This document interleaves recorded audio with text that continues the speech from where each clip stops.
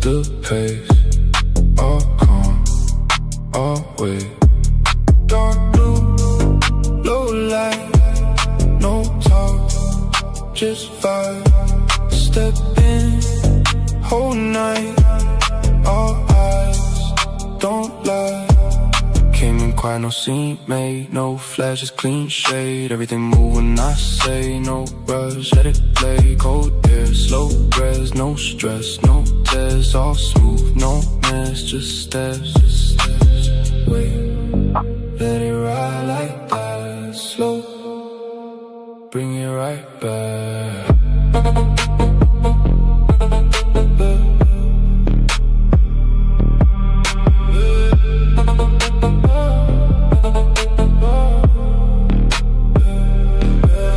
Dark blue, feel that way, no rush, I don't chase, move slow, set the pace, all calm, always. Dark blue, low light, no talk, just vibe, step in, whole night, all eyes, don't lie. All black, blue tint glass, no past, just pass, no sound, just bass, everything in place, slow tone, don't flex, no need, just press, one move, that's set, no doubt, no guess. Feel it in your chest, no slow, everything can let know.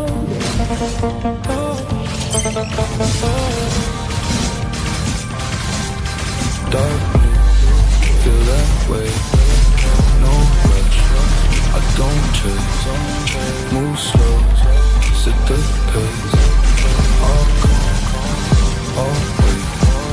Dark blue, low light, no talk, just vibe, step in, whole night, all eyes, don't lie, yeah. Stay cool.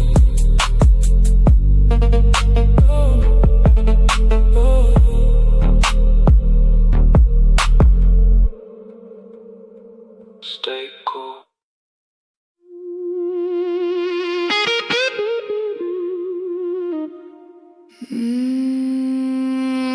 Midnight calling.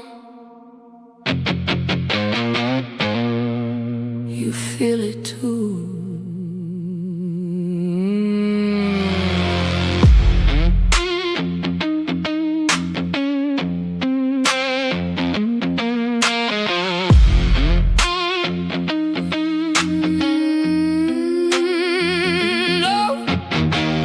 Low flame flicker in the dark.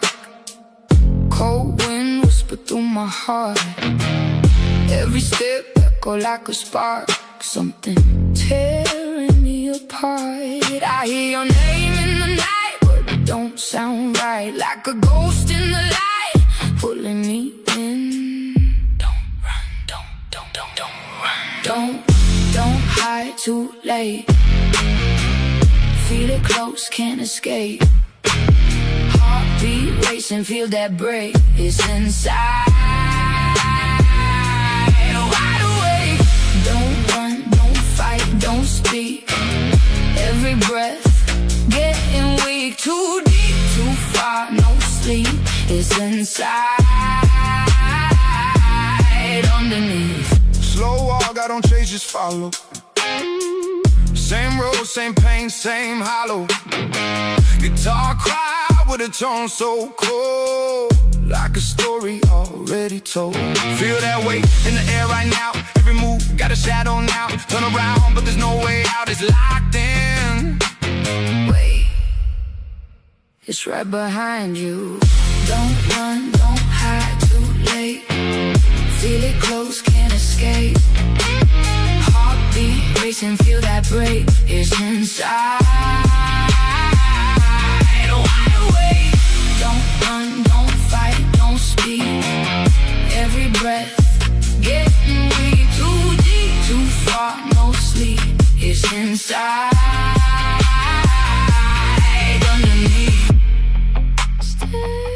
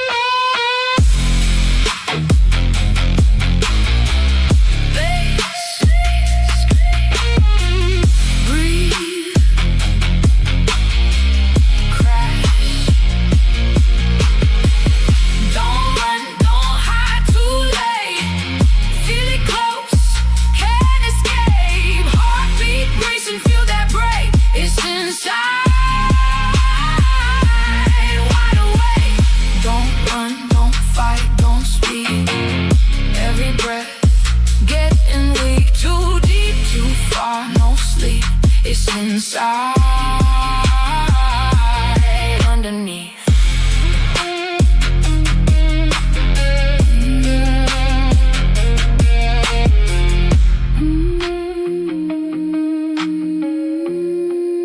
You were never alone.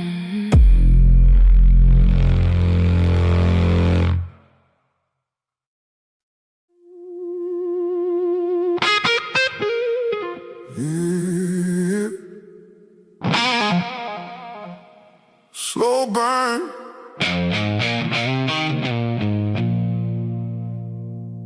Midnight air.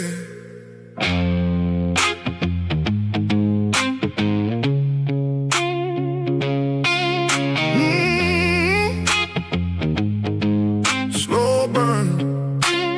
Midnight air.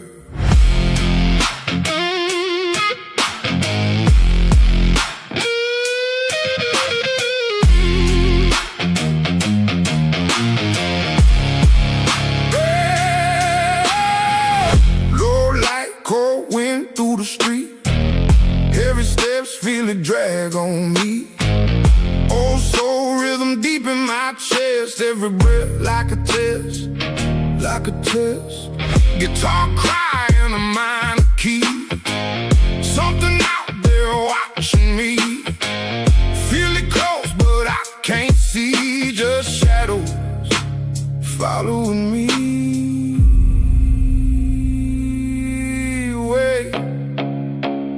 Something ain't right. Run now, don't slow, don't freeze. Heartbeat banging like a drum in me. Too close, can't breathe, can't think. Dark outside and it's hunting me, yeah.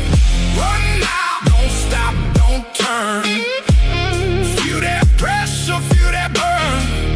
Too late, no space, no peace. Everything closing in on me.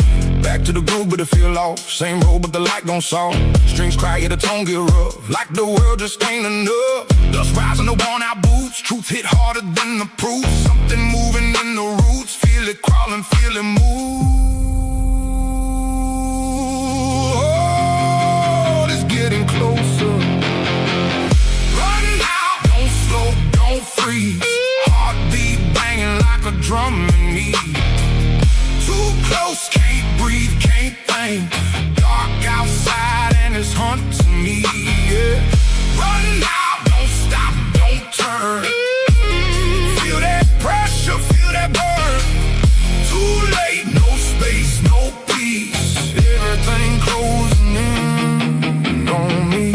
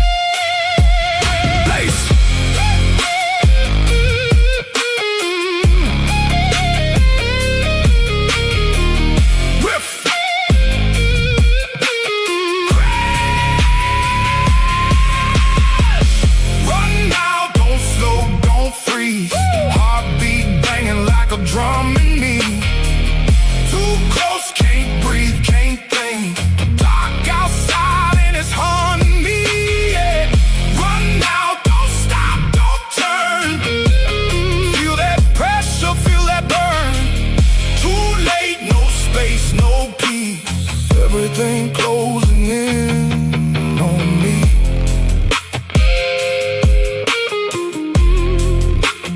Still there.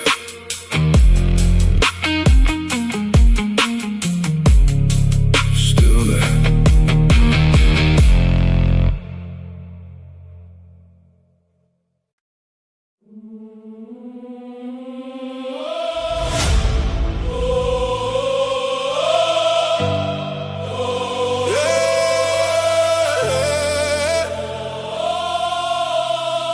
for the team. From zero, cold nights, no light, just a vision, one mic. No name, no hype, just fight. Built it brick by brick. Alright. Every doubt turned to fuel. Every loss made me move. But it wasn't just me in the room. Every step I was walking with you. Hold up. Hands up if you've been here. All this time, yeah, we still here. We rise from the dark to the light. 2K, that's life. Yeah, we built this side by side. We rise, hear the crowd, feel the vibe. This time, thank you all for the ride. Every view, every name, every face, every moment you stayed. When it felt like it wouldn't break, you the reason it changed. Now it's louder, bigger, real. Still the same, still the feel. We don't, we just reveal what we build and what we will. Never fall, never fade. Stand is the path that we made. We rise, We rise, we rise, all night. all night. We rise, We rise, side by side. side by side.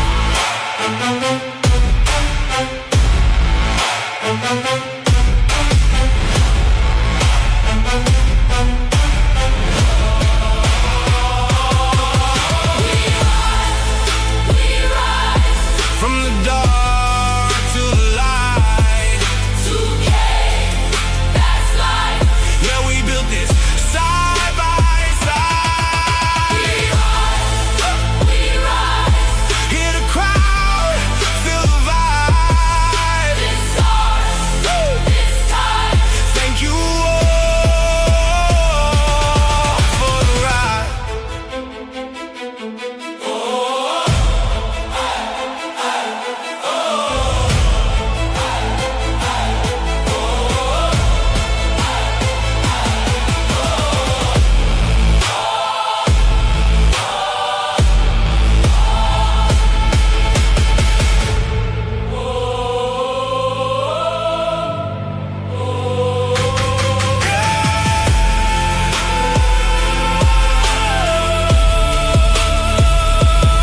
It's just the start.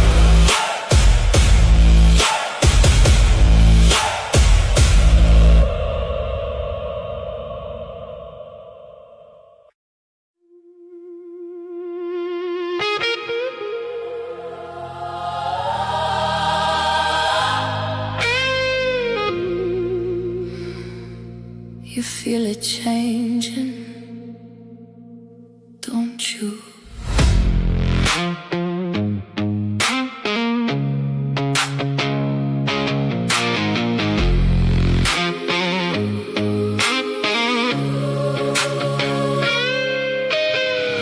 Blue light bleeding through the haze, slow shift in the way you place.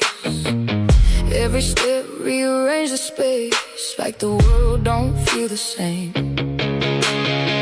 Something turning in the air, pulling deeper, pulling there. Every breath got weight to bear, Like a voice without a prayer. I hear it. call me in. Let's get the kill. No on warning. Wow, and high. Light Ghost is going to charge up, but cancels the charge up. Let go. Against what? They turn tides around in this match, right? It is 1 kill advantage. Actually, you see the tectonic charge lands onto Obsidian. The spatial migration lands onto Obsidian, but Rock is picking up our kills in complete continuation. As Light Ghost will be able to escape. Mastodonte did get the tier 1 turret in the bot lane. However, Freya has picked up a kill. One touch and Daddy. the time stop. We gone to the break And dawn. European God is definitely playing to this point here, putting us in the lane top. Yeah, and let's go and we get some nice push up. So far I can see Australia's going there, and the Valkyries the same going in on the and the tectonic charge gets the set along with the rapid spin, and we do see that Step slow, but the potentially vibe loud. Yeah, Yeah, so Low light when I walk out. Rock gets taken down. That's a double kill for the high. When it be to get the kill onto Obsidian. One step, change the whole One move. exchange over here. No rush, let it flow through. Too gone when the low hit. Feel that Let's in your get to use bones the too. 100% luck for the future. Makes that up, Obsidian shredding through Freya's HP. Freya says, the woman, I'm not done, I'm going to try. But Mastodonte gets the kill onto Freya. We need to tectonic charge.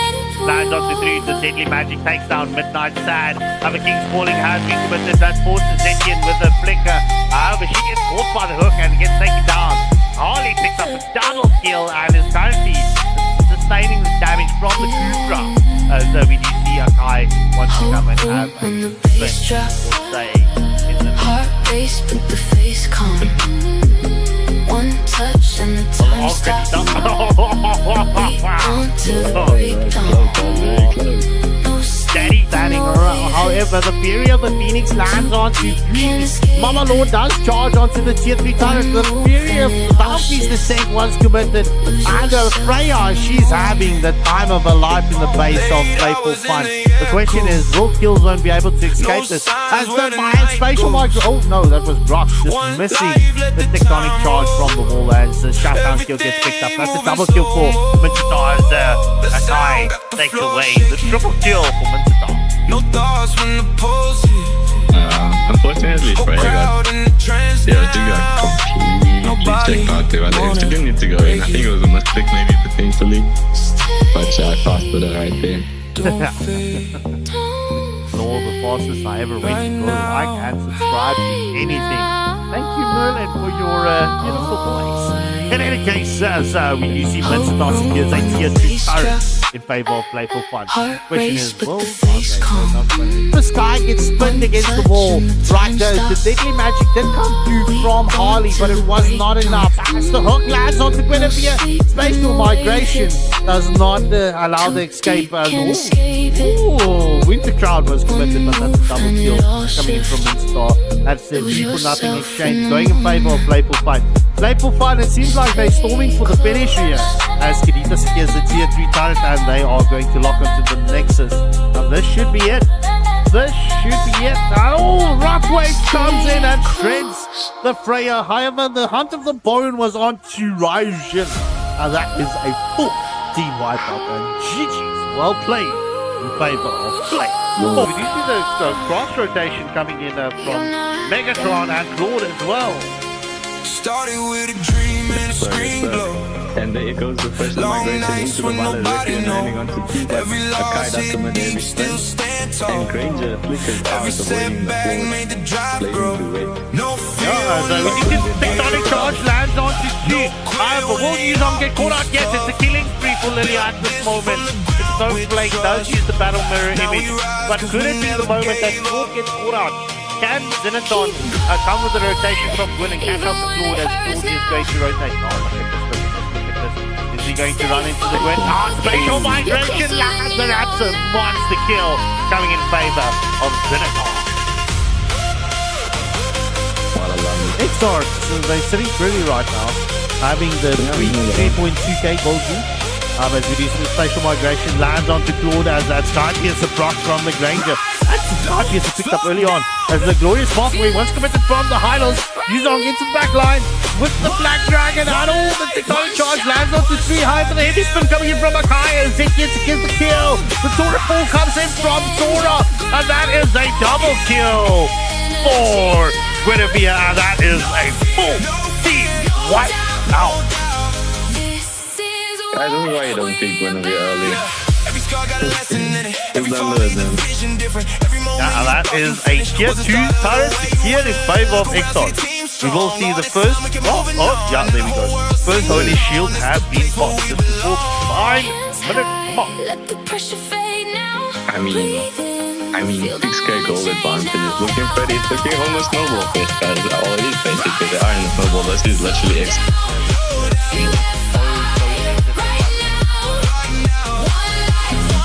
Almost like the Iron in the midst of a Lord dance. Lord coming in with the wraparound, commencing the blazing direct and taking out the Granger. What a play, guys. here's the second Lord of the match. We need to the glorious pathway has been committed. Sora's form coming in from Sora. And EMI has been committed from Lord, not allowing Exarch with the escape, and that's a shutdown kill. Currently it's a 3-0 exchange. Wolfrock get caught out, that's a double kill. Getting picked up from Snowflake. So Claude is definitely setting up for Zone LaneVaders right now. And I feel Claude needs to get a lot of credit right now. Because every time when he jumps onto the back line and he's focused, if Granger's out, it seems like it's down or slippery slope for Exxon when it comes to the team fight. As Mama Lord will charge onto the tier 3 turret, they can balance this out. Especially as will Exxon be able to defend it. All 5 members will be up now in 2 seconds. Black Dragon form has been committed from the Yuzong. Heavy spin is on out of Exxon's side. He's got one front line, which is the drop. So Sora in theory should be the follower, which means he needs to protect the Granger. Zekian gets the kill onto Guinevere. The BMI has been committed. Sora with a Torin form onto that line. Gets a killing spree onto Zekian. However, Claude does secure the kill onto Sora. That's a 2-for-1 exchange. Glorious Pathway gets committed by the high-lows. However, the heavy spin is onto Killer Pluto. And that's Akai. Oh no, Akai secures the third Lord of the match. And well, Granger gets caught up by Snowflake. That's a 3-for-2 exchange. Going to play for Zone LaneVaders. Honestly, they shouldn't have taken the team fight so early. I think they just needed to wait a little bit longer just to set up. But yeah, Guinevere getting caught out there was not good for them, especially because they needed her for the follow-up on the Sora ult.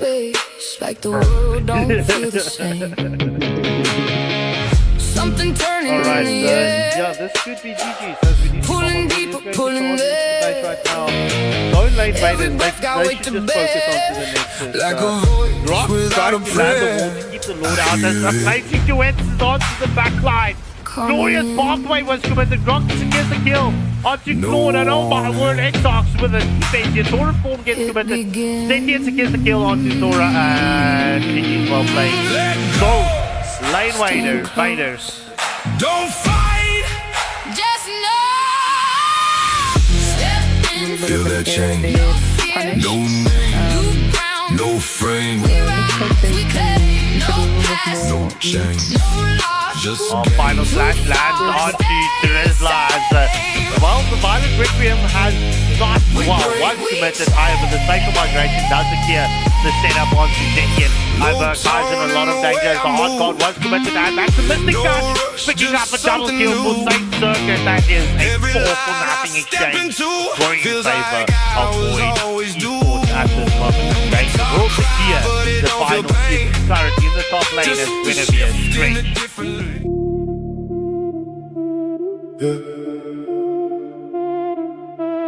Midnight.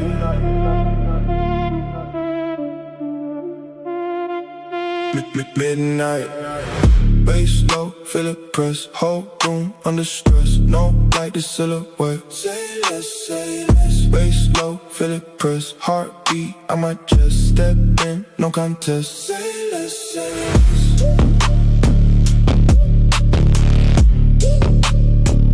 Say less, say less.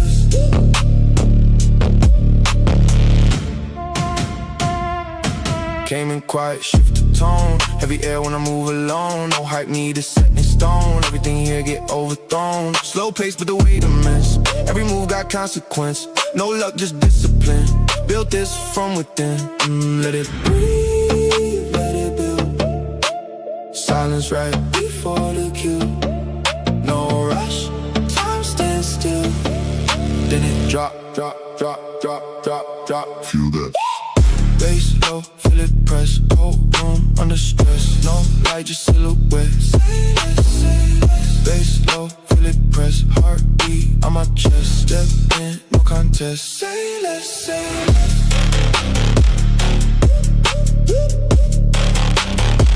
Say less, say less.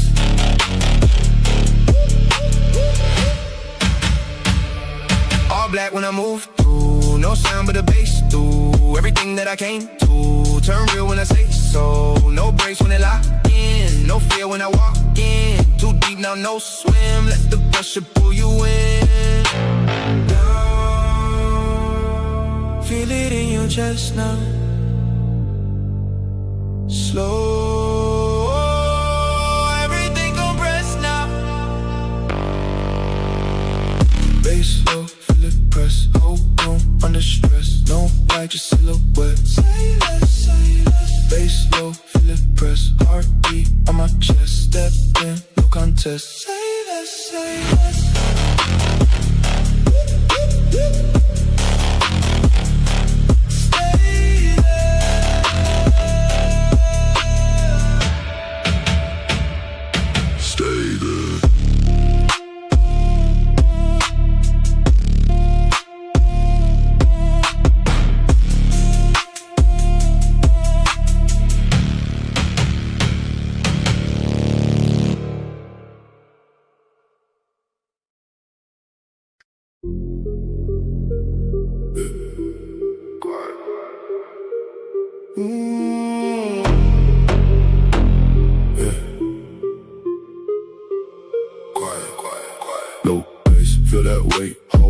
Shift that state, no talk, just that pace. Move slow, dominate, low bass. Feel that press, heartbeat, no rest. Step in, no test, I don't miss, say less.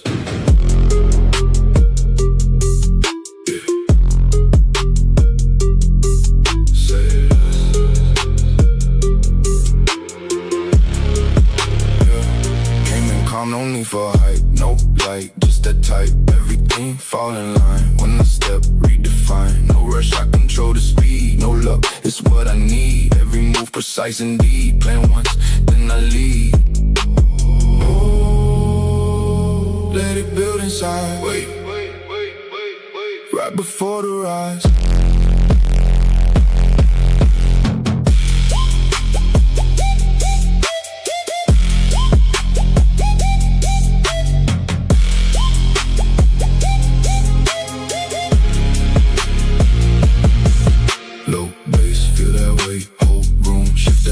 No talk, just that pace, move slow, dominate, low bass. Feel that press, heartbeat, no rest. Step in, no test, I don't miss, say less.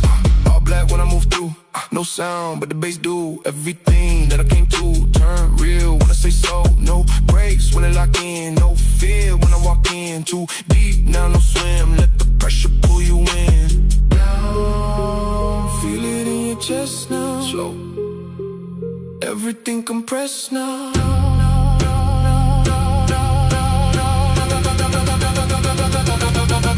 Low bass, feel that way. Whole room, shift that state. No talk, just that pace. Move slow, dominate. Low bass, feel that press. Heartbeat, no rest. Step in, no test. I don't miss, say less.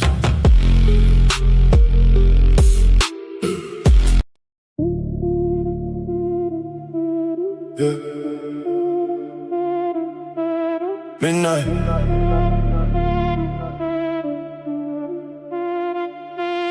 Midnight. Bass low, feel it press. Whole room under stress. No light, the silhouette. Say less, say less. Bass low, feel it press. Heartbeat on my chest. Step in, no contest. Say less, say less.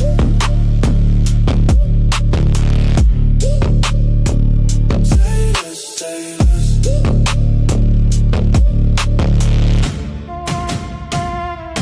Came in quiet, shift the tone. Heavy air when I move alone. No hype needed, set in stone. Everything here get overthrown. Slow pace, but the weight immense. Every move got consequence. No luck, just discipline. Built this from within. Let it breathe, let it build. Silence right before the kill. No rush, time stands still. Then it drop, drop, drop, drop, drop, drop. Feel that. Bass low, feel it press. Whole room under stress. No light, just silhouette. Say less, say less. Bass low, feel it press. Heartbeat on my chest. Step in, no contest. Say less, say less.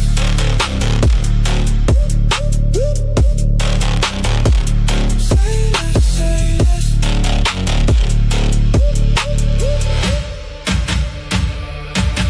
when I move through. No sound but a bass through everything that I came to. Turn real when I say so. No breaks when they lock in. No fear when I walk in. Too deep now, no swim. Let the pressure pull you in. Down. Feel it in your chest now. Slow. Everything compressed now. Bass low, feel it press. Whole room under stress. No light, just silhouette. Say less, say less. Bass low, feel it press. Heartbeat on my chest. Step in, no contest. Say less, say less.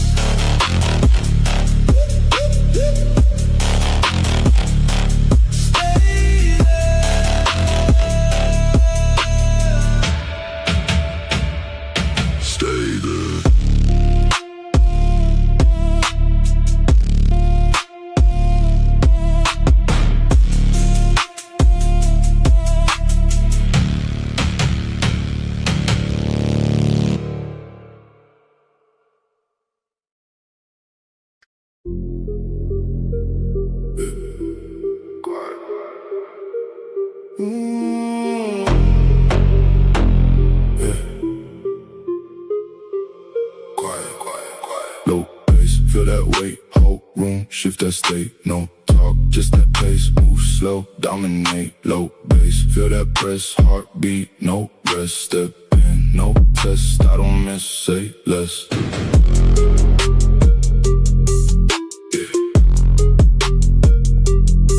Say less. Yeah.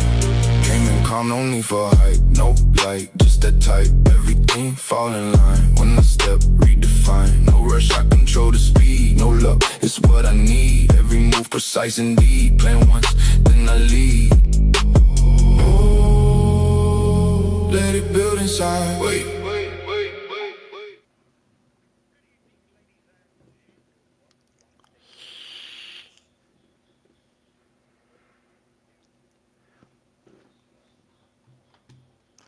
You're gonna have to remove it if you're using it through OBS. It's a sorted. bug.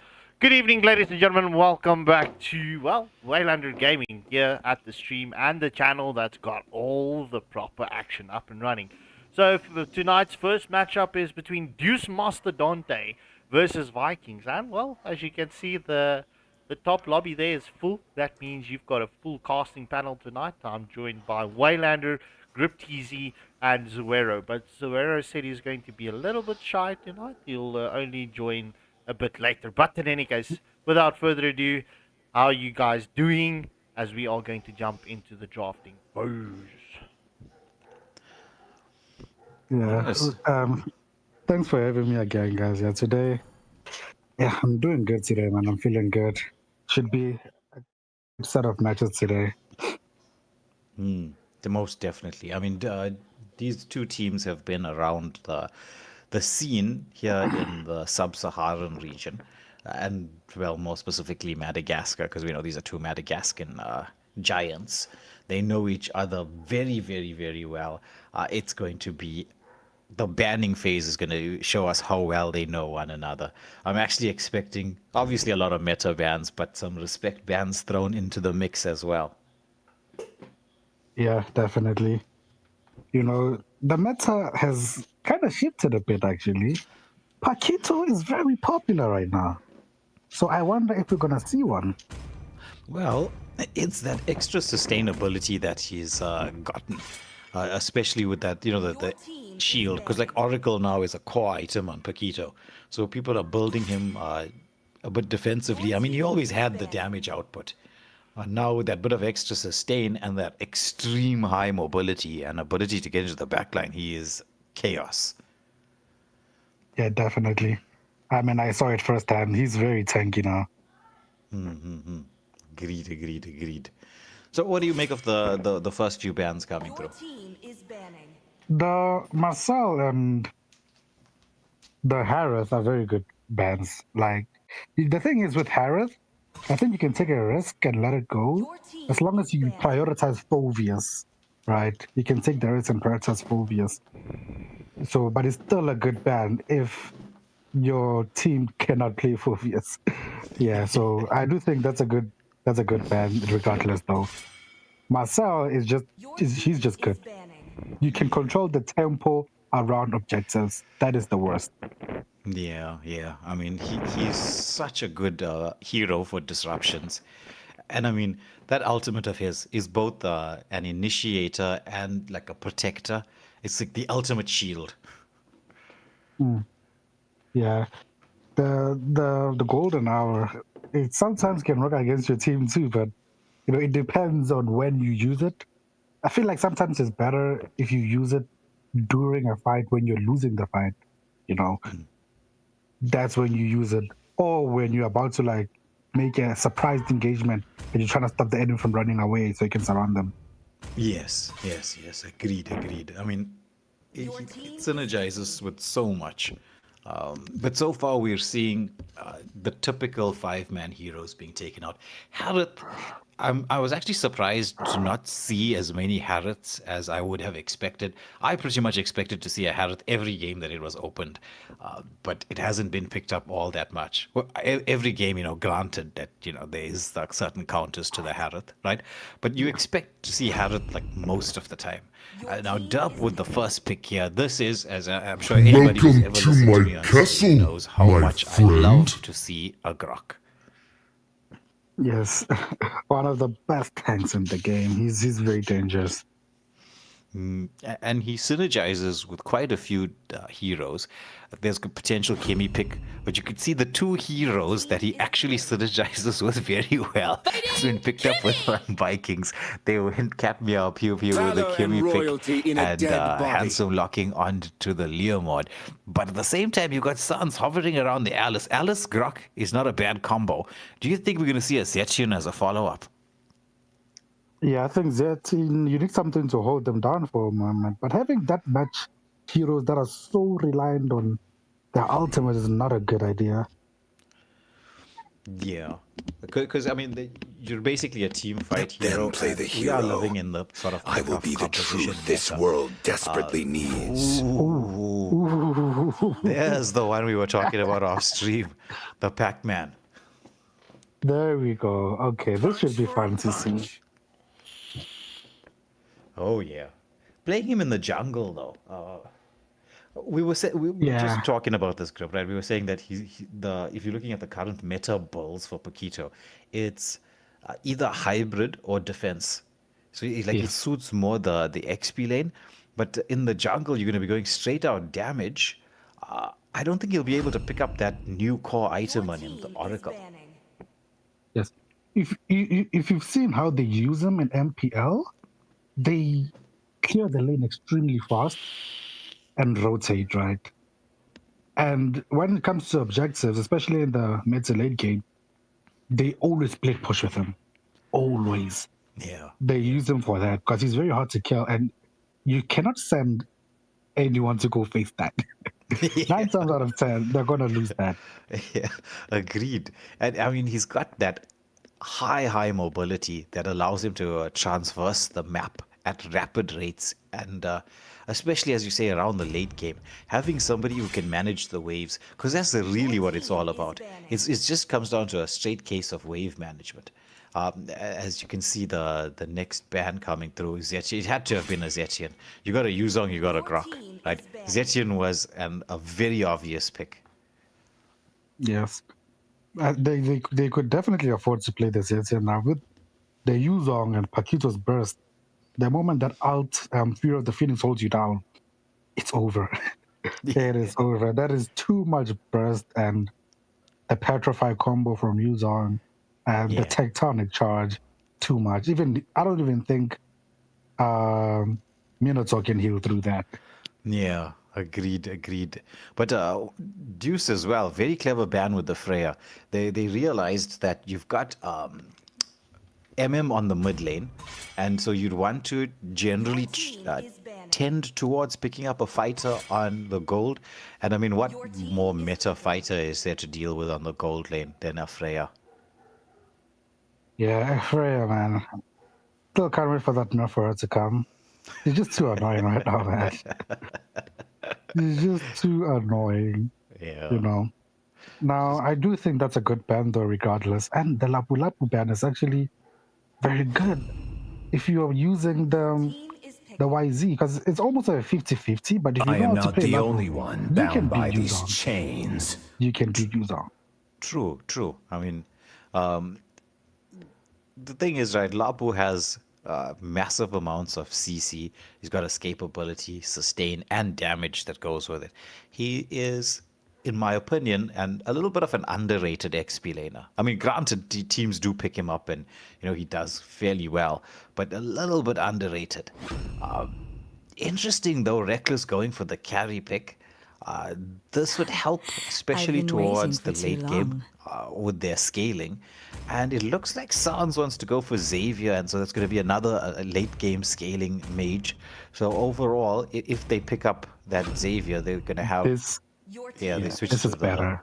Yeah. This is a better pick. I think overall, against the Leomord, a Phovius, and a Minotaur, this is the better pick. It's not the most popular, but this is a pick you pull out when you're facing a lineup like ViKings. Well, it depends very much on how you're going to play that second skill. Because it's going to be the second skill that's the game changer.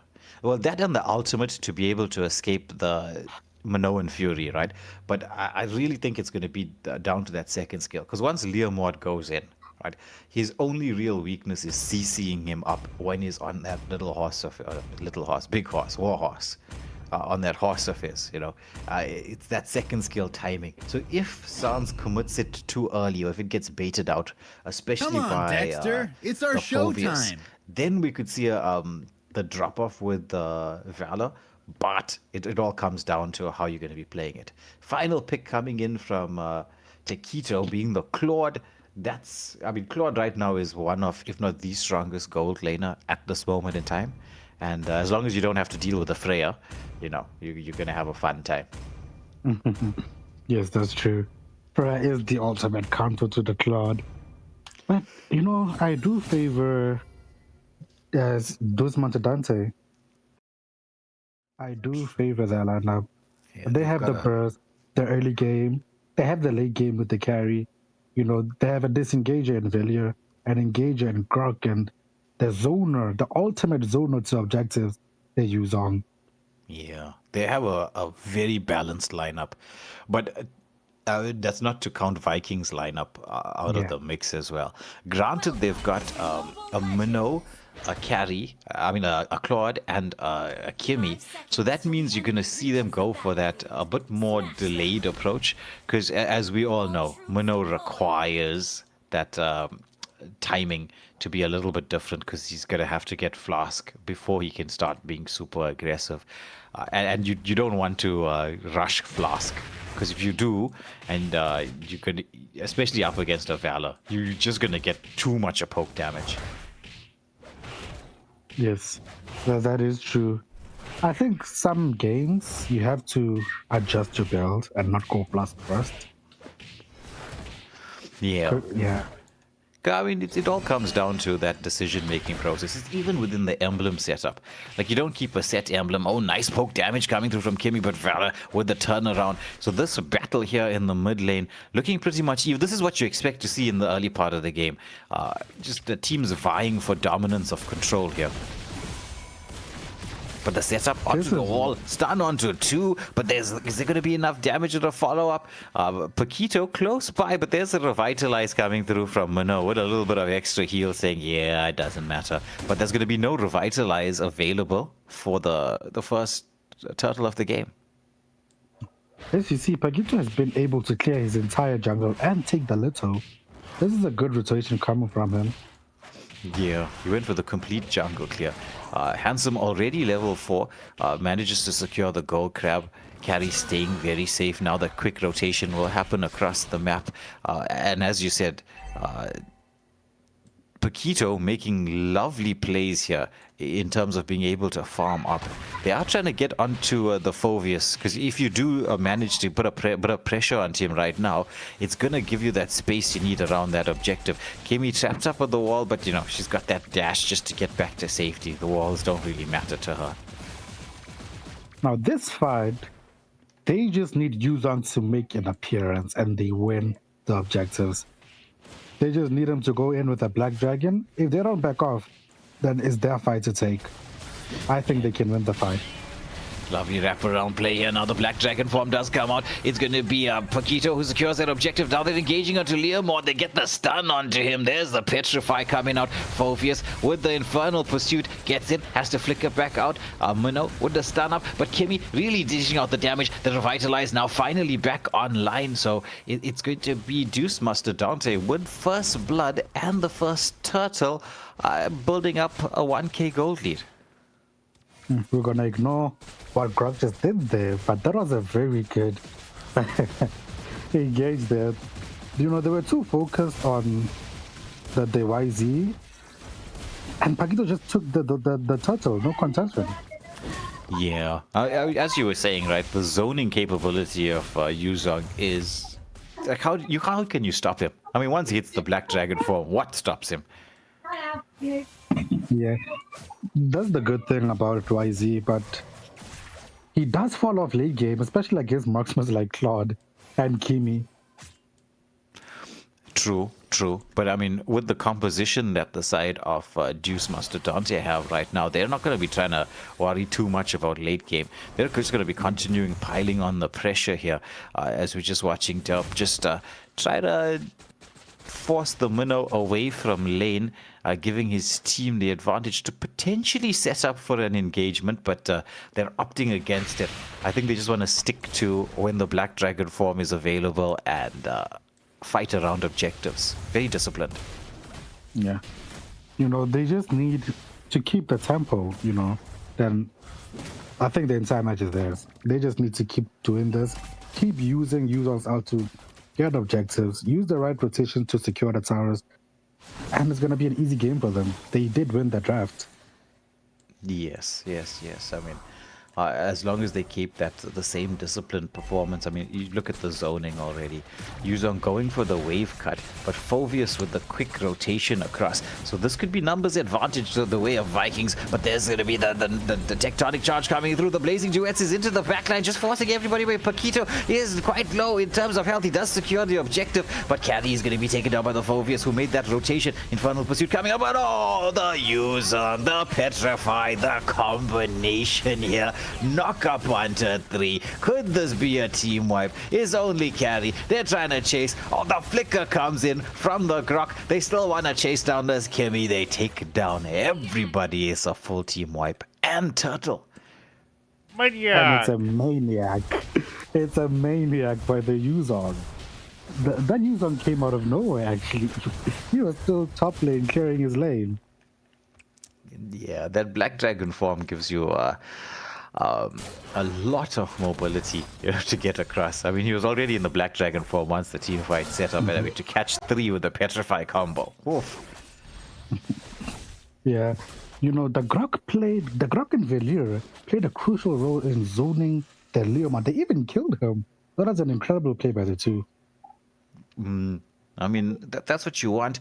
Tectonic charge this time off the mark. Now the Minoan Fury knock up onto 2 as Claude wants to try to dish out the damage, but there's Dub with the wall just to say, you shall not pass, you shall stop here and not be able to jump in.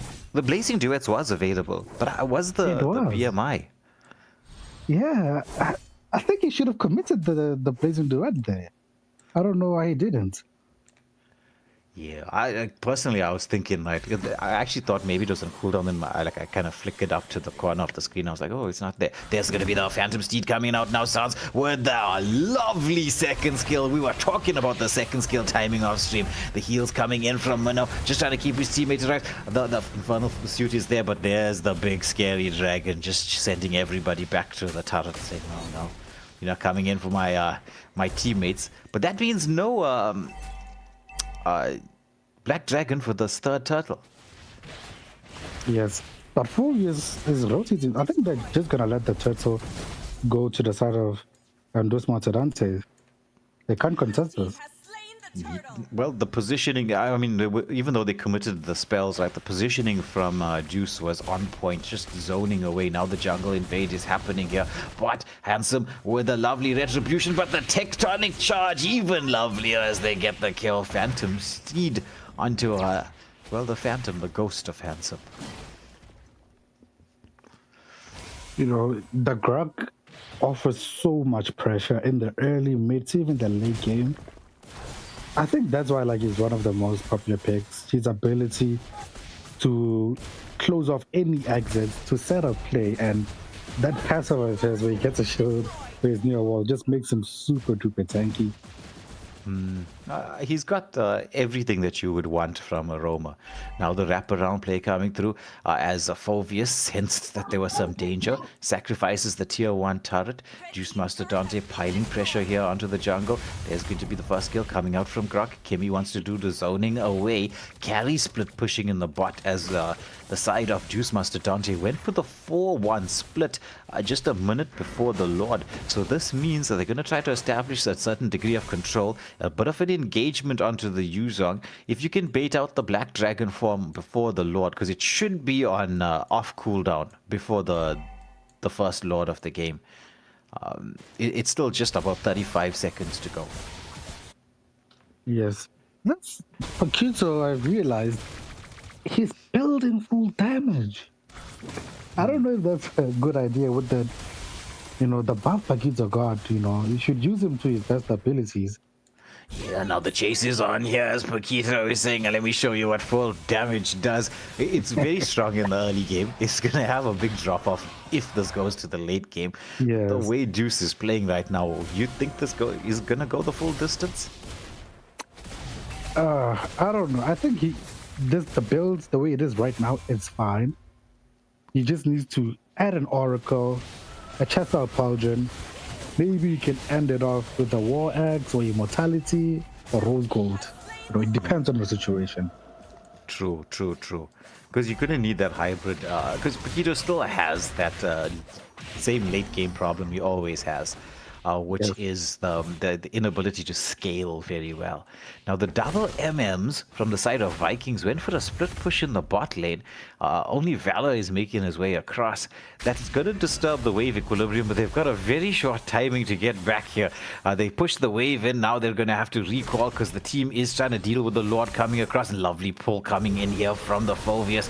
Stopping the... Oh, but the tectonic charge! Yuzong with a Black Dragon form. That's the full kit and caboodle as they take down the first, and it's going to be the mid lane turret tier 2 falling as well. Liamward trying to get the defense going. Minoan, the Minoan Fury was committed, but the knockup is in there. But now Minotaur is going to get eaten up. That's a 2-for-0 exchange. Holy Shield already been popped in the mid lane. Pressure is going to be allowed to be pushed onto this mid lane turret. They could crack this base open. Kimmy trying to get in for the defense. There's the wall. The knockup is in there. Paquito with the full combination, but Handsome manages to escape. There's the blazing duets into the backline with the blow up. Sans trying to get some amount of control. The BMI being used just to get back to safety. Valor escapes this, but I think that blazing duet timing there from Claude was very good.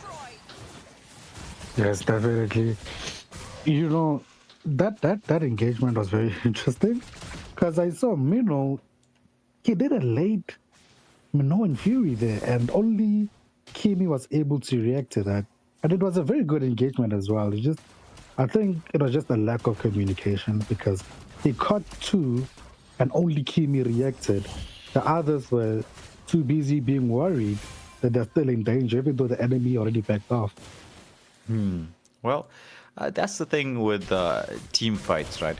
A lot of it comes down to experience. Granted, the call-outs, you need to be there, but a lot of it comes down to team synergy. There's the Minoan Fury, knock up onto 2, where we see the follow-up as a carry pops that Purify, turns around with the light wheels. Phoveus going in with the Infernal Pursuit, but he's going to get chased down. There's the Black Dragon form into the backline, where we see the Petrify combo, lands onto 2. It's going to be a monster kill for the Yuzong. And a double kill as the chase is on here. That's a 3-for-0 exchange. They don't have enough minions though in terms of the health of the first one. But if they can get one more pick off, there's going to be the shield being popped in the bot lane. There's the last wave coming through. It's just about 8 seconds they need to survive until the Phobius is in there. They're trying to get the lock on, but the turret is being melted by carry, and that's going to be game, set, match, going the way of Deus Mastodonte. Ooh, okay. That user was dangerous. Yeah, GG's well played to both teams. Deus Mastodonte's Valor picking up the MVP and only MVP in this match, as Handsome unfortunately gets sent home tonight with, well, a box of chocolates. But in any case, ladies and gentlemen, we are going to get the next lobby sorted out, and in that time frame, please enjoy the music. Please hit that like, share, and subscribe button. The first Mama was lost, don't feel the same. Yeah, that's the problem with Angela. Sometimes it's a 2-for-1 special, so yeah, a little bit sad, but anybody who's played Angela has been there. In 15 seconds. As we do see the heavy spin gets committed from Akai, not getting anyone pinned. As we do see the missing gush coming in from Circuit, and that's a double kill at this moment. Will we see a triple kill? Will Void allow Circuit to pick up the triple kill? The timer has just unfortunately passed, as Mama Lord is on to the next final flash. Final sweep comes in from Arlen, as Joe Squeezy picks up a double kill. And Angela secures the kill onto Arlen. Everyone is jumping into the base, but Void Esports making this a quick match. Out of position, and we will see this blue buff invade as Rawny the tactical gets from Kenny. CG would be able to secure this blue buff. And Harley without a blue buff is no Harley indeed, as we do see the Sandstorm gets committed from Khalid, and we do see the continuation of the engagement. Freya with the Valkyries is sent onto the back line, doing the damage. Will can't get caught out. It's just unfortunate that the current damage came through. That's a 1-for-1 exchange. Will make that a 1-for-2 exchange. As you see the Taurus form coming in, Harley gets a daily magic onto Kimmy, and Pop secures the kill.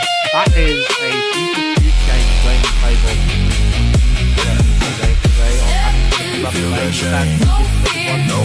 as Xanon Force has been from the Harris, same time. No change. Just Tony getting shouted up.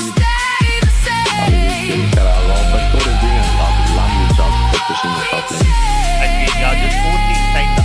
But you see, the previous tip was for Harley, so Riddle and Stance are trying to stay up. Push, stay up. He's floating. Onto the top lane. Right, but look, Mama Lord is doing some crashing onto the tier 3 turret as he needs to track the ball. Lands onto Hylos, not pulling him back, he was just slightly out of it. However, this would be a first tier 3 turret. The Lord is still up, she is still standing. As the glorious pathway once committed from the Hylos.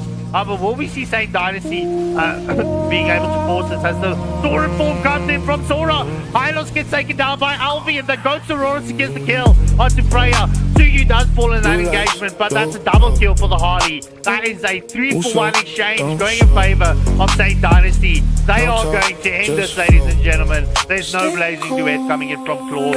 GG's. Well freaking played to all of the teams that played the dog A-game players onto the Hanabi, as you see the wall get committed from Grok. Valor is currently caught. However, he does pop the sticker to escape. The Revitalize gets popped by Grok. The Sandstorm is being committed from the Khalid. It is currently a full team onslaught as Valor gets killed onto Cliff, and Khalid takes down the Sun. And Lucas just says, hello, my friend. And picking up the pressure exchange going in favor of Playful.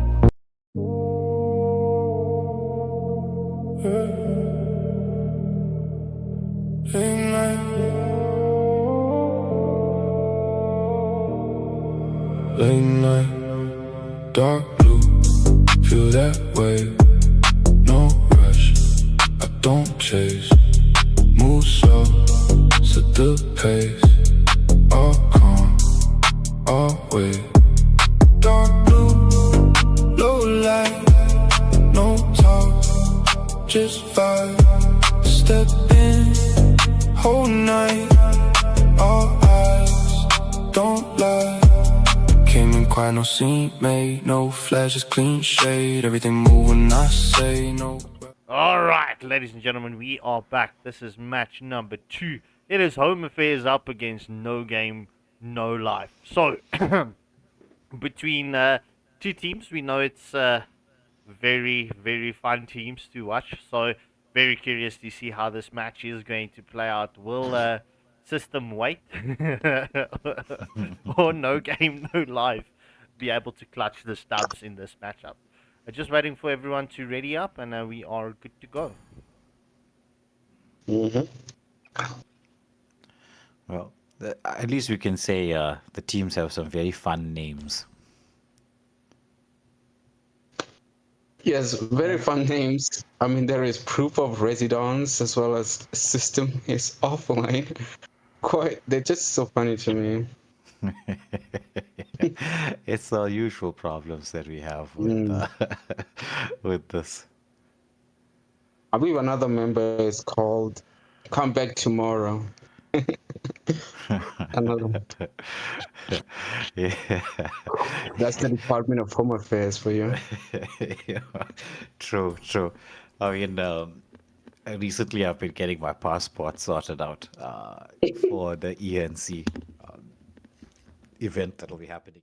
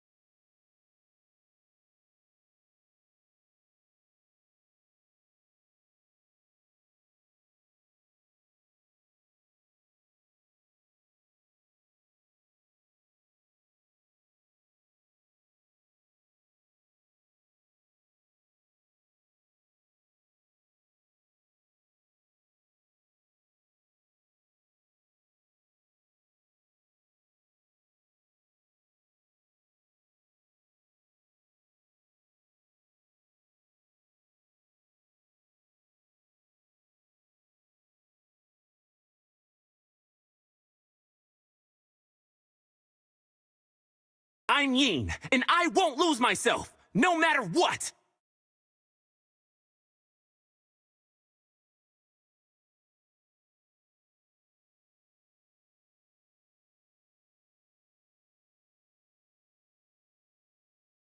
A punch for a punch. The Immortal One chose me to vanquish the shadows that plague this world.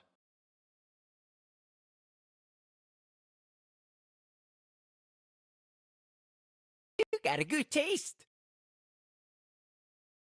Light will fall prey to shadow.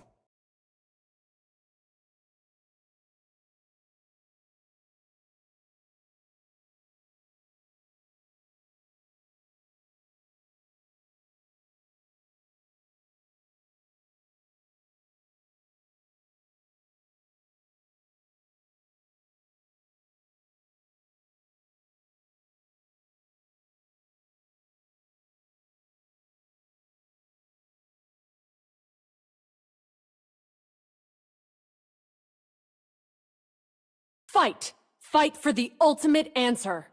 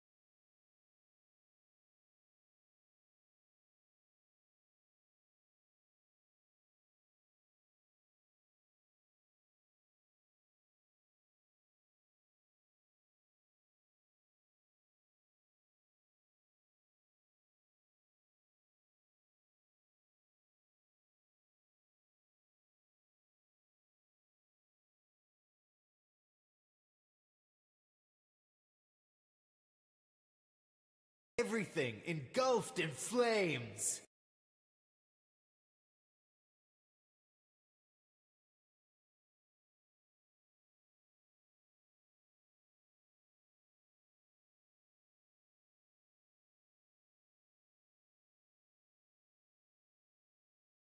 I am the moonlight that breaks through the darkness.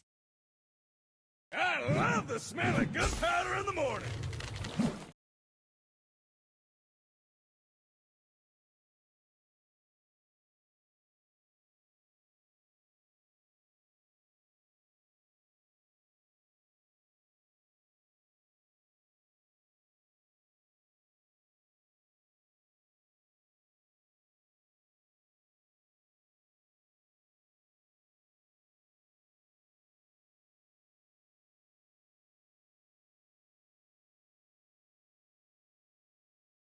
Chivalry is dead, and I will revive it. Reveals everyone, and also like it unleashes an AoE on top of everyone else. It's kind of like the old ultimate by Yuuzhan Shin that he used to Yuuzhan Shin used to have as well. So I'm thinking, I'm not entirely sure, because like Moonwalk that by Mia essentially just removes all debuffs and then becomes invisible. But if she does that, if she casts that, and then Fury of the Phoenix gets casted, I could suspect that it could likely reveal her, but not exactly stop her from having mobility speed. I'm just not sure. Yeah, it would be something interesting to check, right? Though, you know, normally we don't get to see the Mia in the 5-man scene. But as we know, Home Affairs, they like to do this in real life. They like to do it on stream too. They like to pick these very, very off-meta picks. And let's get to see how they go. You know how much of fun I'm going to have with the name Home Affairs. I think it is the best name of any squad that we've ever featured ever. Definitely. The Department of Home Affairs already in the mix in this tournament. It's going to be really fun to see how exactly are they going to play in this matchup. Especially, you know, what I always love to see is a good Franco pick, a good Franco player. Because, I mean, that Iron Hook, just slightly off the mark there, Sky, just dodging Iceman. Now, Hilda opting to go for that bit of pressure, but you're up against a Yin, so he has the mobility to escape some of the pressure. Zoning being done here by Home Affairs, just keeping everybody safe. But in the XP lane, this is what we expected in that matchup. Paquito just so strong right now. Definitely, the power spike is definitely there, as well as possible engagement in mid right now, as Hilda just basically just giving vision, just trying to check what Franco is doing, the rest of the team. I can see it happening right now. Well, it's what you would expect from Hilda. You know, she's just going to be making those plays. But the XP lane is getting kind of decimated. The shield is almost completely taken out here. Scopo in the front line wants to try to get the engagement. Oh, nice stun coming out from the Suyu, and Mr. Knight with the first blood. Hilda, she's trying to survive this with the Revitalize, trying to dancing around. Oh, the Duke! What a Duke! What a Duke coming through. And oh, then it's going to be my turn onto the I think it's the Suyu. Oh no, it's the Clint. Clint with the turnaround. Shade gets the kill. System offline is offline. And sent back to the base. I'm sorry. The system offline name is just... That was so good. That was good. I think we're going to vote that the best. I think we'll vote that the best name in the server. Yes, already starting off with the first turtle, but Iron Hook lands on Hilda, and Hilda gets taken down with the turret damage there. You can see Pokito as well get taken down. I didn't actually see that happen.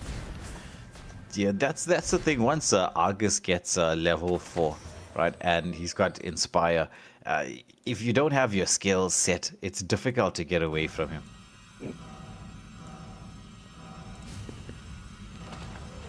But when it comes down to this matchup, right, if this goes on very long, like with the scaling that Home Affairs has, it's going to be very difficult for the side of No Game, No Life. They've got a strong early game composition and they need to use that to their advantage. And as you can see, Hilda being very aggressive with the Valor close by.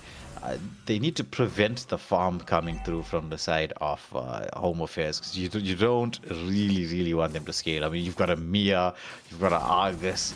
Those two in late game are legit monsters. Now, yeah, 100%, bro. And just looking at this current situation, it is just before the 4-minute mark. It's well, it is balanced on kill count, but the gold is only by 800 gold in favor of No Game, No Life, as we do see. Oh, the My Turn comes in from Yin. It's onto Hilda. Retribution has also been committed, and Scopo being taken solo, but out of My Turn, Cyclops gets a kill onto the Clint. Yeah, so that's a 2-for-0 exchange. Home Affairs picking up the kills. Meanwhile, Argus being forced back to the base. Paquito taking this opportunity to probably secure the first turret of the game, and this before the 5-minute mark. Suyu, meanwhile, gets the engage onto Cyclops, forcing him back. It's 10 seconds to go for this next turtle, so they could be, Scarpy, in position to take this uncontested No Game, No Life. Yeah, well, they could potentially do so. It's going to come down to system offline. In my opinion, he needs to pull the Suyu into that My Turn and try and get that combo landed correctly, because it's going to be difficult for Home Affairs to win the battle here at the objective. Yeah, agreed. Pressure being placed onto Shade on the Clint. Oh, there's a flicker, bloody hunt combo. Hilda tried to cancel it out, but they managed to take down one. The Iron Hook onto Scopo here is being forced back. Now they tried to get close. They went for a full 5-man rotation in here. The dash coming through from Yin, not managing to catch onto the Hilda. He was hoping to land that My Turn one more time, but it seems that they've got themselves into a pretty decent position. Home Affairs, now the My Turn comes through. The stun is onto the Hilda. The damage output, but Hilda manages to disengage from this. Will we see the kill coming through as she does manage to escape, but Mr. Knight the one being caught out, and that's going to be no retribution available for this turtle, which is finally being started up. Yeah, indeed. So that skill combination coming in from Yin, it was 100% not intended for the Suyu, but hey, look, it worked in system offline's favor. Yeah, very much so. Very much so. Home Affairs here being, for once, very effective. And we're not making reference to the team, when we're saying Home Affairs is being effective. Yeah, I'm not going to say anything because I can be kept liable for this, especially because I do work with the Department of Labor directly, so... Yeah, in any case, the Home Affairs are looking really pretty at this moment. Yeah, engagement here onto Paquito. Now it's the My Turn. The stun comes out with the Retribution here, just to get a little bit of slow. It's the Ice Retribution. Paquito gets the shield, goes in with a... But there's going to be the follow-up. They were just waiting, hunting like a pack there for when Paquito gets out of the My Turn. Yeah, indeed. So,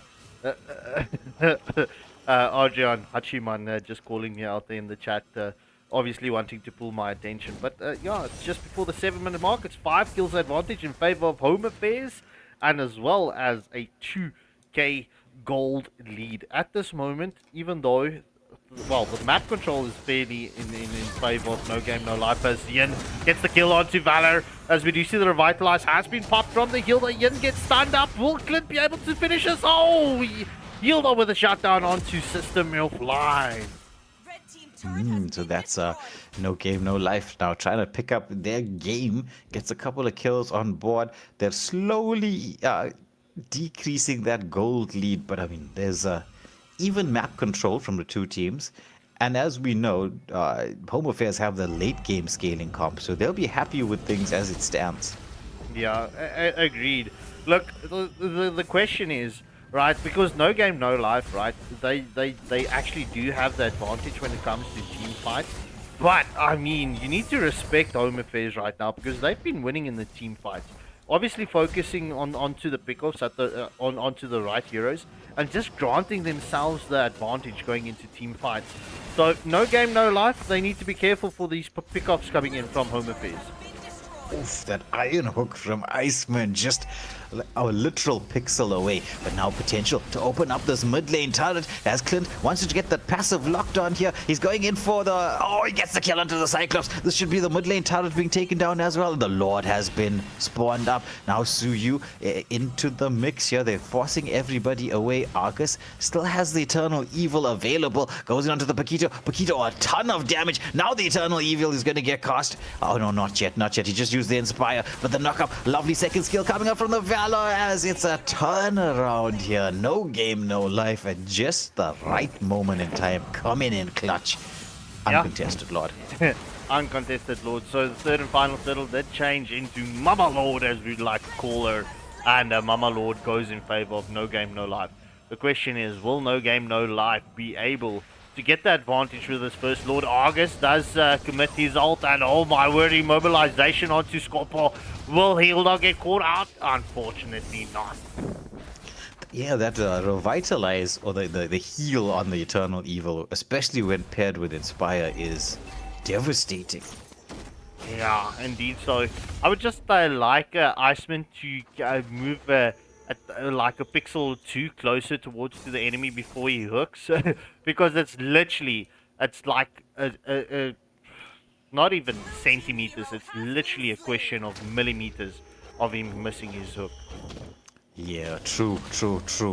Yin trying to get that camp into the backline was scouted out and picked off. The Lord being allowed to freely push down the mid lane, so that's going to be the Lord taken out. But I'm not against the strategy from No Game No Life. I mean, you're going to secure two tier 2 turrets and potentially a third when you get the mid lane wave sorted out, because you now have the right angle with the 3-2 split and the wave push on both sides to go in with a wraparound play. But it's going to be a big 5-man fight around this objective here in the blue buff. Who do you think has the advantage? Well, at this moment, No Game No Life has got the advantage, especially going for that jungle invade. So this will set Home Affairs slightly behind. So, in my opinion, No Game No Life has got the advantage. Yeah, they successfully go in for the invade, but a little bit unsuccessful in terms of taking down the mid lane turret. They have been reasonably good with the defense, the side of Home Affairs.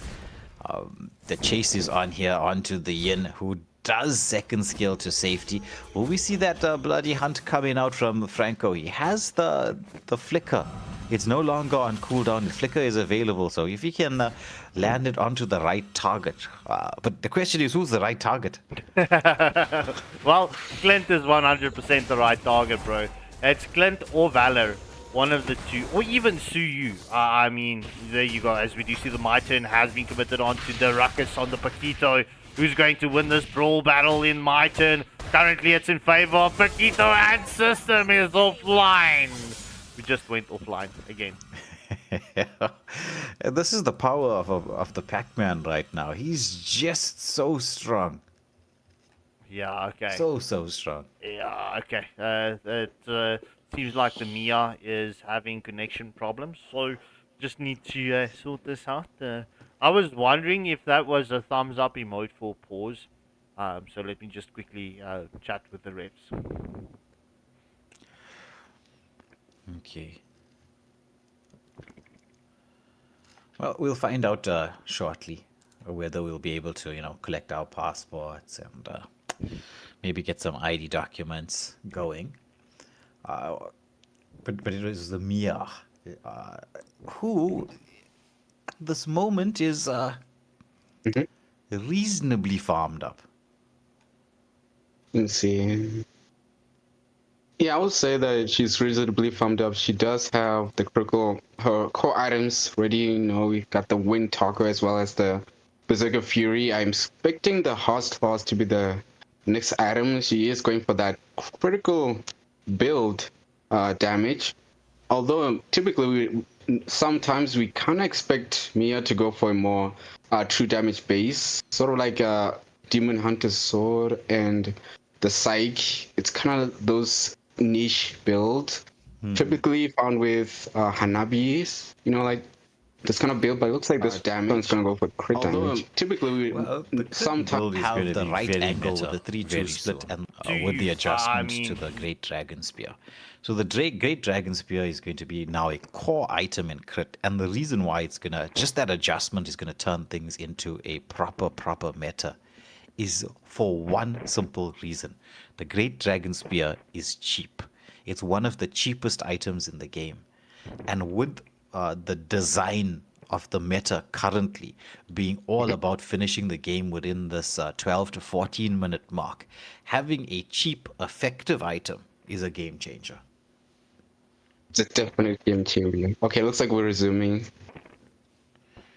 All right, it's going to be 16 seconds to go for the next Lord of the game. No Game, No Life is going to get caught out here. Oh, Suyu with the mobility. The Bloody Hunt was cast onto the Suyu. Meanwhile, Clint has just been split pushing like crazy. Goes in full combination. That's Mia blown up. As now it's Franco going to try to land that Bloody, or the Iron Hook. Used the Bloody Hunt already, so that's not going to be on cooldown. It is the support build, Franco, so he has the spam ability, shall we say, when it comes to using that ultimate of his.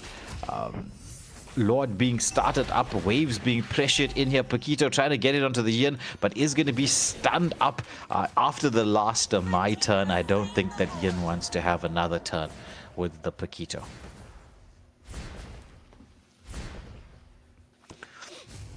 Now, wave equilibrium, sort of in here, not exactly quite. The Lord hasn't spawned up just yet. So it's all about this next waves. Can they get the equilibrium sorted out? Because then this is a definite potential winning angle for No Game, No Life. Waves being pressured in here, so No Game, No Life don't exactly have the perfect wave equilibrium. Granted, they can achieve that now. You got to leave that mid lane wave to sort itself out, but by clearing it, it means that there is going to be a definite disparity in that wave equilibrium. So there's going to be the my turn now onto Suyu, who dashes back. Will he use the retribution? He's trying to gain some amount of shield, but he's going to get, oh, look at this mobility. He's somehow escaping. Yin with the chase down, but is he going to get caught out himself? Hilda with the bug, Sky with the control. Meanwhile, Lord is into the base itself, and as we said, that wave equilibrium wasn't quite perfect. So this means that the potential to take down these tier 3 turrets not quite there. Hilda wants to try to apply the pressure, but is doing so by herself. Only Valor is there to help, and so the Lord, I'd say, a little bit wasted here from the side of No Game, No Life. Oh, the turnaround before the Eternal Evil could get cast by the Argus. He's blown up. Now Paquito sensing an opportunity with this to try to take down the turrets. I think Mia might have lagged out here. Okay, now he's moving once more. There's another tier 3 turret falling down, but there's no potential way to create that winning space just yet. I'd say that could only be on the table, on the cards, in the next 70 seconds or so. So the next 70 seconds for Home Affairs is going to prove to be vital. Will this the decision making that they have come in on point? Can they get those clutch pickoffs? Can Franco land the Bloody Hunt onto that Clint who has been causing devastation, or can the My Turn come out onto the correct target? That's all going to be happening in this next 40 seconds or so. Well, I'm just wondering, so where did you disappear to, bro? In any case, it's just before the 15-minute mark. It's 11 on 11 and no game, no life. We are going to reach a point where gold doesn't matter anymore, but it's 5k in favor of NGNL. Yeah, I'd say there's about a couple minutes left before, about 3 minutes, right? And no game, no life do have the wave advantage, map control, ability to take the Lord and clutch this out. But if, as you say, it's something that you have to be careful of.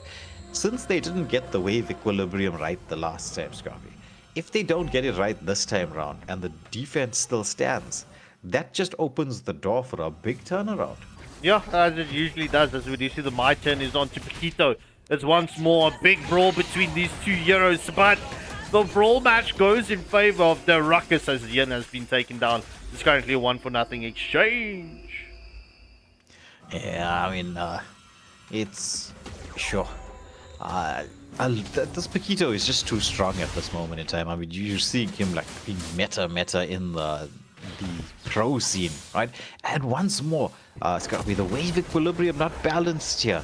It's not the way you like the mid lane. You can see being cleared up, Lord and bot lane, Lord in the top lane and the bot lane marching through. But they do manage to take down Argus. If they can keep on putting on the pressure here, this Clint is just proving to be unstoppable. Nice bait coming through from Mr. Knight. Now the Lord is into the base. This is a definite position to go for the winning angle as Clint takes down yet another. It's a double kill for the Clint. The chase is on here. Can't get the lock on. Clint, he's just saying one more for the road if I can get it, but the Lord says no. Oh, this is well played to no game, no life.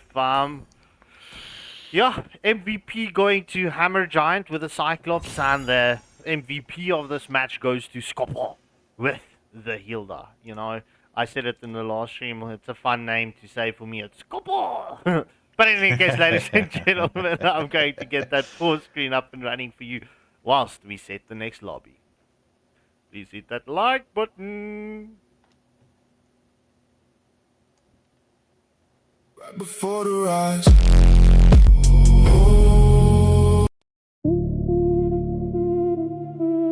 Yeah. Midnight.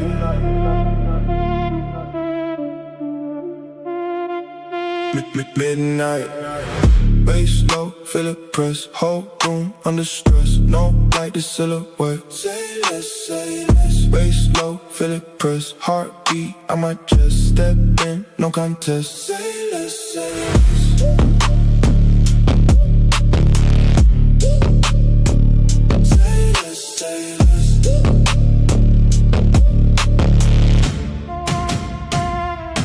Came in quiet, shift the tone. Heavy air when I move alone. No hype needed, set in stone. Everything here get overthrown. Slow pace, but the weight immense. Every move got consequence. No luck, just discipline. Built this from within. Let it breathe, let it build. Silence right before the cue. No rush, time stands still. Then it drop. Feel that. Bass low, feel it press. Whole room under stress. No light, just silhouette. Say less.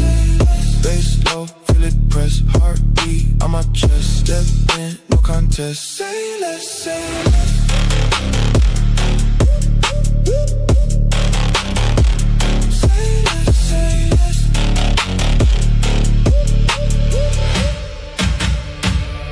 All black when I move through. No sound but the bass through. Everything that I came to, turn real when I say so. No breaks when they lock in, no fear when I walk in. Too deep now, no swim, let the pressure pull you in. Down, feel it in your chest now.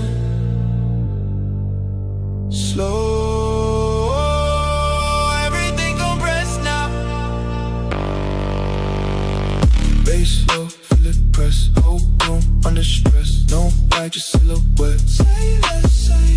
Bass low, feel it press. Heartbeat on my chest. Step in, no contest. Say less.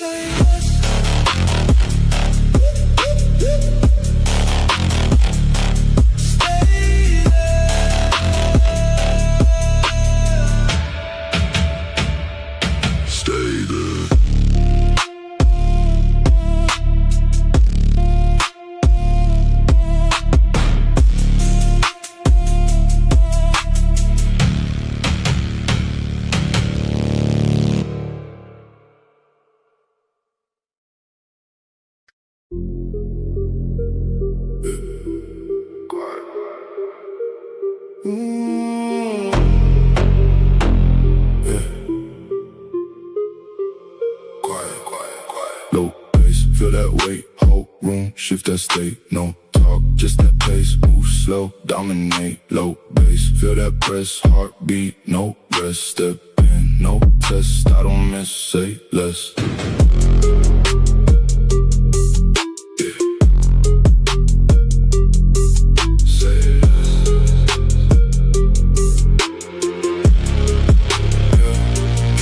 No need for hype, no light, just that type. Everything fall in line when I step, redefine. No rush, I control the speed. No luck, it's what I need. Every move precise indeed. Plan once, then I lead.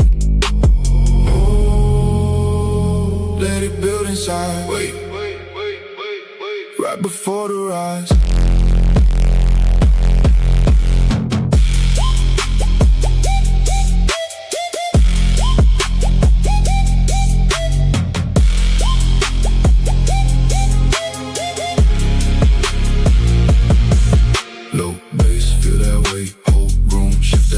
No talk, just that pace, move slow, dominate, low bass, feel that press, heartbeat, no rest, step.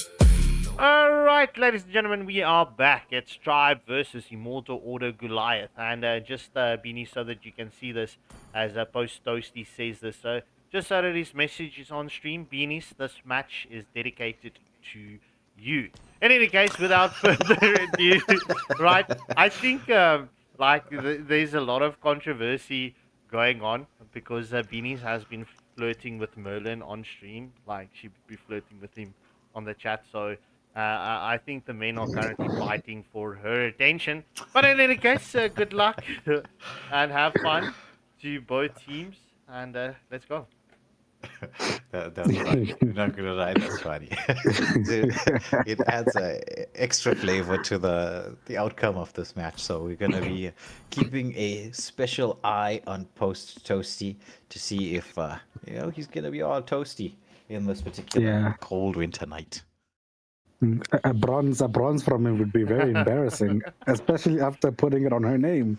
Yeah, and if he gets it, then we know Grip cursed him.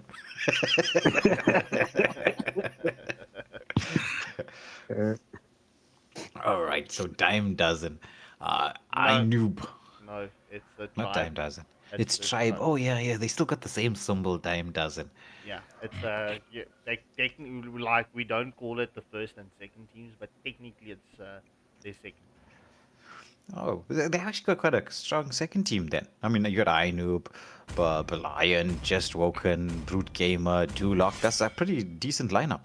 Your team is banning. Grip, this is your space, bro. Yes, definitely. No, he's still he's under pressure just in case he must Post Toasty. Yeah, I mean the Yuzong first ban is good. If you're trying to, play around objectives without any pressure, that is a good ban. I mean, there are answers to it, but if it's too much for you, then just ban it. True, very true. I mean, if you've been having those PTSD moments, I mean, the Black Dragon form does cause some PTSD. We witnessed a Maniac in the first game, and we got to see some very classic Petrify combos coming through from that Yuzong. So, Tribe obviously were like, nope, let's not deal with this. There's other things that we can try to deal with. Yes, we see the Marcel ban from Immortal Order. I mean, a standard procedure, just an annoying roam. He's too quick for some reason. He's too quick. He's busy trying to get his stacks with his passive for the... What's that item called? For the Thunderbelt. Yeah. He's always in your face. I know exactly what you mean. Yeah, but it took players in the server worldwide a little bit of time to actually understand how he is played, like that in and out kind of strategy. He's like in your face, he's back out, in and out. It just carries on like that.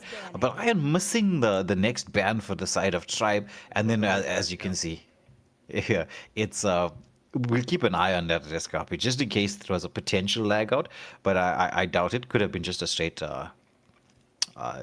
misban. And then it's Freya, that Valkyrie, just too strong to be left open.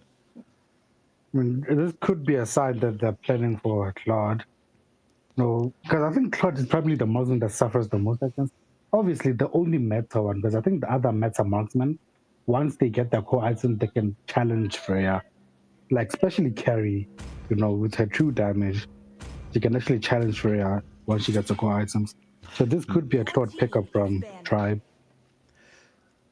Well, yeah, I agree with you. Could be a Claude pickup very early. Suyu, Zushin being taken out as well.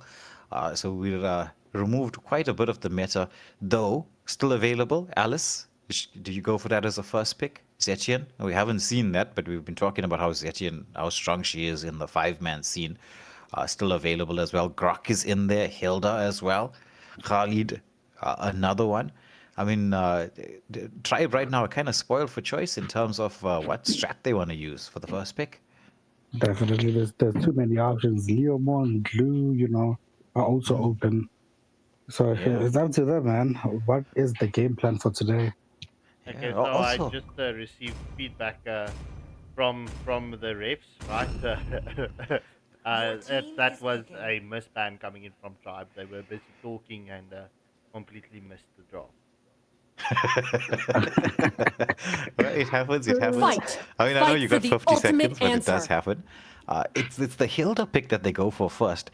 Interestingly enough, right, Harley is still open as well. And Harith. If they lock Harley and Harith now against the Hilda, Tribe can just lock Phoveus, right?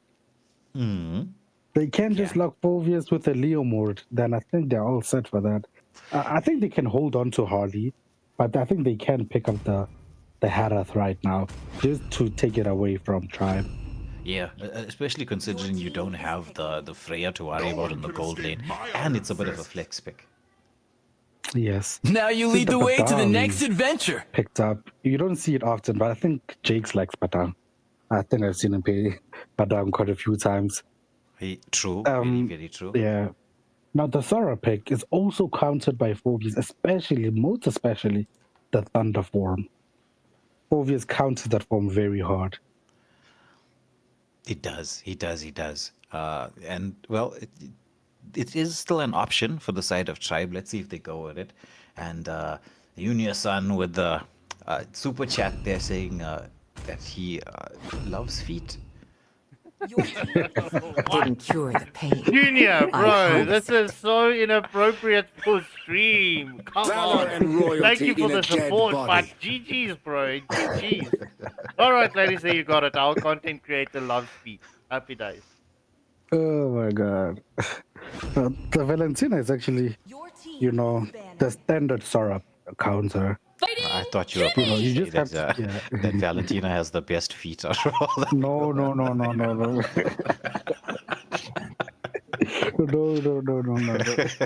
I'll be like, whoa, what are you looking at in this game? What are you looking Come on, man. You can't even see them in game. Oh, so you were looking then. No. Oh, man. This is such a weird conversation. You see, whoever donated, man. Oh, come on. Grip, you had a conversation with that person the other day, actually.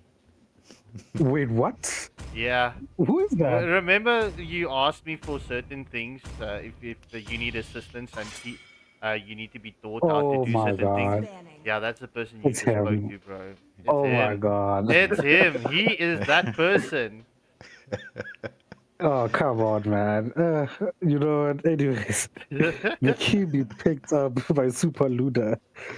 I don't know about the Kimi pick, man. Yeah. Well, the Kimi pick, okay. Traction Pulse, a pretty decent ultimate.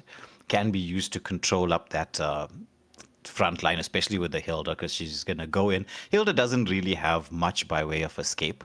And if you substitute Flicker for Revitalize, you get the early game pressure, yes, but you get the inescapability factor as well. Wait, do you know what I just realized, right? Obviously, Valentina, she wears heels. That's what caught Grip's attention, bro. Ah, I see. It's them stilettos. Okay. Oh my god, okay. You guys are trolling me now, okay. Thank you, Junior. Thank you. So now we finally do see that Harley ban coming through, right? And Munsitar Granger as well. Duloc with the final ban. Harith, I'm thinking. Yes, yes, definitely. Take out Harith and try to get the Claude on your side. Yeah. I think But that is also the best option they have. Also, at the same time, right, they could be thinking of going for the Grok ban because Kimmy's already been picked up. So if you're going to combine Grok, Badang, Sora, and Kimmy, that's kind of devastating. Yes. They opt to ban Guinevere, targeting the jungler. There's not many options left, you know. Well, what am I saying, right? They already have a Roma. Because you see what happened. I got distracted by all the feet talk. That's let's see what I was supposed to be seeing. Yeah, Gwen. Well, the Guinevere ban, I think, is a respect ban. We have seen Immortal Order Goliath play the Gwen to great effect on many occasions. So definitely a potential respect ban coming through. Yes. There isn't much options in the jungle anymore. As you see, the Cloud has been picked up. I think Harith is the go-to right here. Come on, Dexter. Harith It's our is the showtime. go-to right here. He's one of the best matchups against the Cloud. Yeah, and it synergizes very well with the team that they have. Because the question is, right, if you were the side of IO, would you have went for the Claude pick? You've got a double MM combination. It delays your power spike timings. And that could be a bit of a hit and miss, especially when you're up against this kind of an early game. Hilda, Valentina, and Leomord.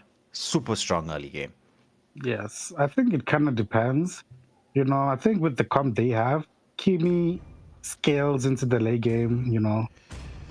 I'd say with the Claude. I think if they went with like a Brody, you know, an early game marksman, they could have balanced it out. But now they have like a mid laner and a gold laner that needs to scale. Yeah. Magic is my life. So, no MM for the side of Tribe, but I mean they've got Crowned you've by got enough heaven's damage mandate. output. My You've got to have legacy quite shall a bit of control. endure. This is a strong lineup from Tribe. I'm not saying anything against IO's lineup, which is pretty decent themselves, right? But it's a little bit more later in terms of the scaling. The first 5 minutes of this game is going to be critical to the outcome of it. Yes, definitely. And the jungle is Baxia valid? Well, could be. I mean, it can deal with the Hilda, right? But you're gonna have to try to do something to the Harith. That's the question. And ooh, this is the Paquito in third jungle. Paquito we're seeing today. Yeah. Wait, Very. Are we even allowed to use that skin? Wait a minute. Are we allowed to use that skin in the server? Yeah. Well, the Pac-Man himself, who is Nani Paquito, I forgot his name, something like that. Manny Pacquiao. Yeah, Nani Pacquiao. Yeah. Wow. Okay. The Paquito pick was unexpected, though. Yeah, true. He's kind of my favorite boxer, of all time. I love the way he fights. But let me hand you over to Grip TC, Scout Skankel, as they will take us through this very, very interesting match. And as we said, focus. The first 5 minutes is going to be critical to this outcome. Yeah, 100%. And way before you leave, you know how to start the controversial conversation, right? Obviously, with Junior Sun's special chat, super chat for the I Love Feet. You know, I'm going to make this statement. No one has got pretty feet, bro. Nobody has got beautiful feet. You've just started a war, buddy. You have just started a war. 5 seconds till the enemy reaches You know, you would find people saying, no, I've got beautiful feet, and then you look at their toes and it looks like knickknacks. It's not even crinkle cuts, it's like formed in different directions. But in any case, going into the third match of the evening, right, it is a Tribe up against IO Goliath. If we're looking at two drafts, right, even though IO Goliath has got the has got the the later game draft, I am going to favor their draft into this matchup.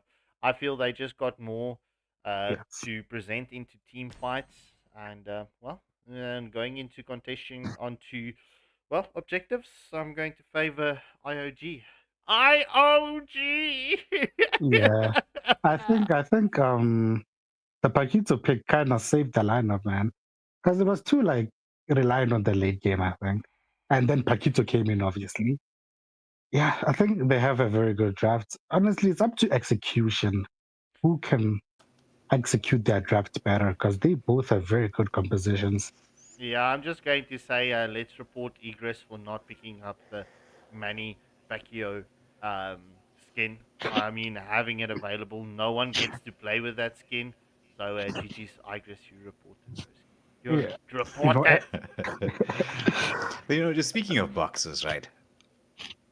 Who's your favorite boxer? Who you asking Easy. right now? This is easy. Or both of you. This is easy, man. I think I'll go for Mike. I'll go for Mike. Mike Tyson. In his I'll go for prime, Mike Tyson. In his prime, man. he was a monster, like an absolute monster. It's just like those first round knockouts were crazy. Yeah. Well, look, if we need to go into the controversy conversations, right? If you need to bring in Mike Tyson into contention, right? In his prime, granted, that man had power. He was feared by many, but the fights he was fighting was people out of their prime and pretty much going on to retirement. I would like if you need to bring up the mentions of Evander Holyfield, what a fight! But I mean, Evander has been through battles. He's been through wars, whatnot. Yeah. Look, if we're going to speak about goats, etc., I'm going to say Floyd, the Money Man, Mayweather. Oh, Mayweather. Yeah, I mean, look, he hasn't lost a fight whatsoever. So, for me, in my opinion, just for that achievement, he is the GOAT. Yeah, There's someone stuck in my head. I forgot his name, man. He's like a legend, bro. I can tell Probably you. Muhammad Ali. I can Thank tell you. you. It's Lavender, I think, who has one comment of the evening, with the GOAT being Jake Paul. On, Oh my god! Oh my god! Why would you say that? He wins Why comment would of the you say evening. that? Well, Jake Paul needed to get his jaw reconstructed and steel plated after his last fight. So GG's. Yeah, you might as well say KSI is the greatest of all time, man. Because no way. There's no way, man. Oh, this time is ticking down kind of quickly. Yeah. How many minutes is left for them? 1 minute and 30 seconds. Yeah. Oh no. Eesh. And I think it's the Zetian. She wasn't moving at all. Oh, snap. Yeah. Oh, snap. Yeah, there's a lot of Mayweather votes here in the poll as well. Mike is. I'd say Mike Tyson could have been the most entertaining of all the boxers, simply because of that like just the raw power. I don't know if you watched that the fight when he just came out of prison. Yes, I know it. Against the guy, I think. Yeah, it was. Yeah, but then again, Mike Tyson was jacked up, in that fight. Like, the prison time did him good, did him 100% good, and he just came out in that fight 100% an absolute beast. The game is back underway. So it seems I think it was the Zetian that was lagging. Yeah, it was the mate. It was I am Duloc. But as you can see, Zetkin is back up. So it's just past the 1 minute mark. Nobody has fallen to the occasion just yet. Will Postos be able to keep to his words, as we do see Valiant does get the Terrify and a lot of damage onto Sora at this moment. Yeah. You see the Harley is winning the trade already against the Claude. Yeah, true. Well, Uh, let's see how it is going to play out. I mean, looking at IO's rotations, they have the number advantage on the bot lane as Reduced Distraction Pulse has been committed. Oh, but the pushback coming in from Badang. Back though, Jakes takes a lot of damage. Will just smoke it all, but that 1 HP escapes. But first blood goes to Inoob as the Achilles gets the return onto Harris. That's a 1-for-1 exchange in the bot lane. I don't know if that was worth it. You killed the roam, but the marksman killed you, and you have a death on your side, and the marksman doesn't have. I don't think that was a good trade. Well, I mean, it's still early stages. I mean, it's pretty much both teams just feeling one another out. Definitely not looking at each other's feet like a good easy does. But in any case, yeah, looking at Tribe trying to set up for this first duel of this match. The Tauren form has been stolen from Bellion, so Valentina will have that. So IOG, they need to be careful. They definitely need to bait this one out. Oh, as we do see, the Tauren form gets committed very early as just Woker gets the kill on Super Target. Oh my word, Healer secures the first duel of the match as that Tauren form continues with the commission. And that is a 2-for-0 exchange and first duel going in favor of Tribe. Yes, that was a beautiful engage there by the Sora. I think it was by the Valentina actually. Yeah, by the Valentina, they look the same when she also. That was a beautiful engage. By the way, Yetin has the best junior, but as I was saying, the Valentina there, I think he used the combo to stun them. Yeah, as we do see the blazing duet gets committed, however, Badang gets caught out under the tier 1 turret as Paquito comes in and pretty much finishes off, picking up a double kill. That's a 2-for-1 exchange. Make that Postosi taking down the Valentina. That's a 3-for-1 exchange going in favor of IOG. Yeah, that was a very good engage by them. The Harley has more farm now than the Claude. But, you know... Harris. Oh my god. You see, you're just thinking about one thing, bro. You're thinking about one thing.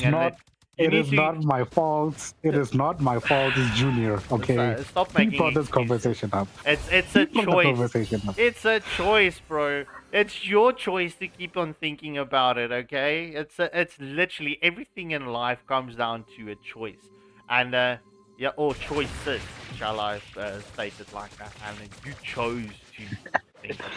Alright, but nonetheless, it's at the 4.5-minute mark. IOG currently has 1 kill advantage, as well as a 600 gold lead, as we do see Super Luda is trying to get this mid lane wave pushed through as the last minion wave has been taken down, and it's 10 seconds before the second turtle of this match. What will happen? Will IOG be able to secure this turtle, or will Tribe continue doing so? As the traction pulse has been committed onto Brute Gamer, and the Super Luda with the Kimmy doing a lot of damage, but no follow through just yet. Pretty much just baiting skills. IOG definitely doesn't want to go low into this fight. Low HP. Yes. Yes. But Dang is a bit too low. If he gets caught out, he's going to be in a lot of trouble. Yeah, indeed. SPC. Just Woken, just running through the turtles match. Oh, Paquito so close, as we do see the Phantom Steed has been committed.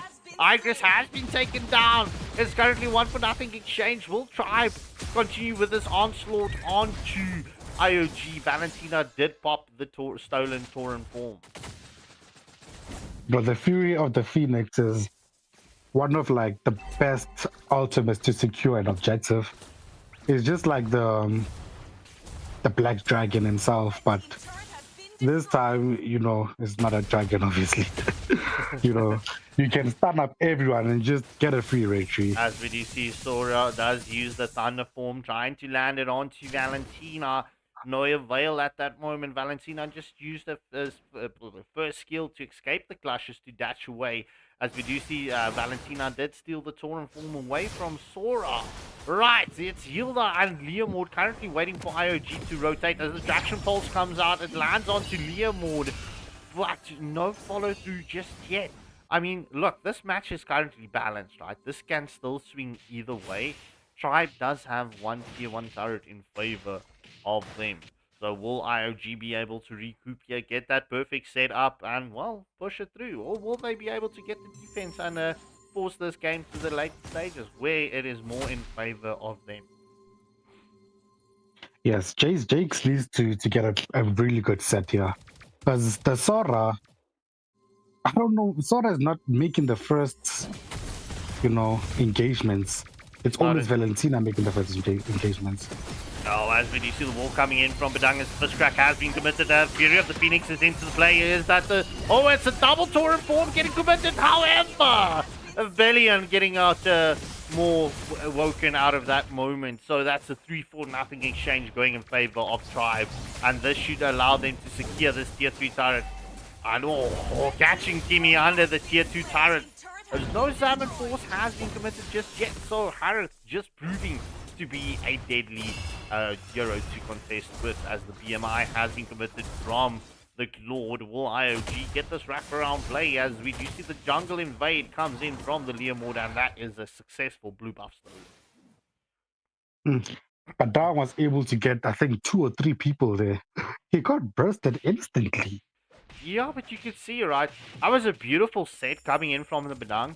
However, the problem was the Sora of Valentina with the Soren form just pulling everyone away, as we do see the Thunder form has been committed from Postosti. However, Zaman Force coming in from Noob and just proving to be more deadlier than the Sora at that moment, as we do see Paquito Idris is trying to get that combo landed onto Harith, but it's a mega kill as Idris gets taken down, and Harith at this moment is getting fed.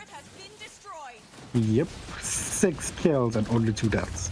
First crack coming in from Badang. Bellion so low. Will we see the land? Oh, but the stolen blazing to win coming in from Bellion. Trying to clutch that, but Claude does catch the Valentina out. What a play coming in from Claude. Oh, the Torrent form is into the play. Will we see the set? And Badang gets the kill onto Dulok, as the Torrent form has been committed into full effect. That was a 2-for-1 exchange going in favor of IOG. Leomord is going up. Okay, mistake. Oh, I nearly said flute ball. In any case, will Paquito get the steal in? Phantom Steed has been committed by the Leomord.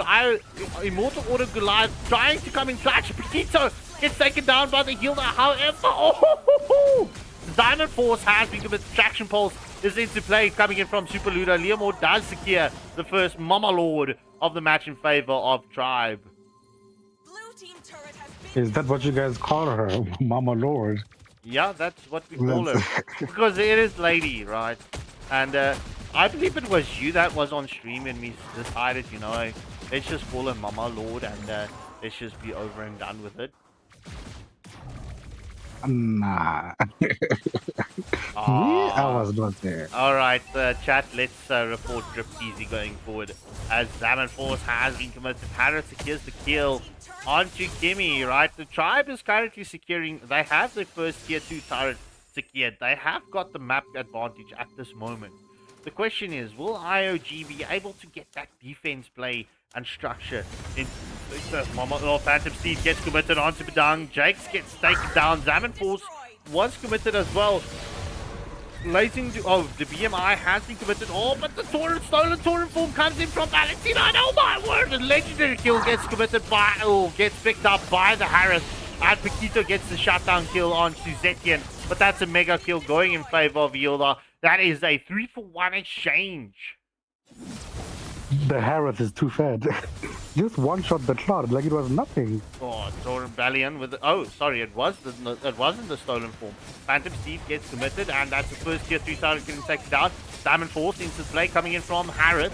Will we see the sets onto IOG? And it's currently Tribe is focusing onto this Nexus. Will we see the defense coming in from IOG? Postosi jumping onto the back line. Fruit Gamer gets the shutdown onto Postosi. And oh my word, it's currently just the Sora down in favor of IOG.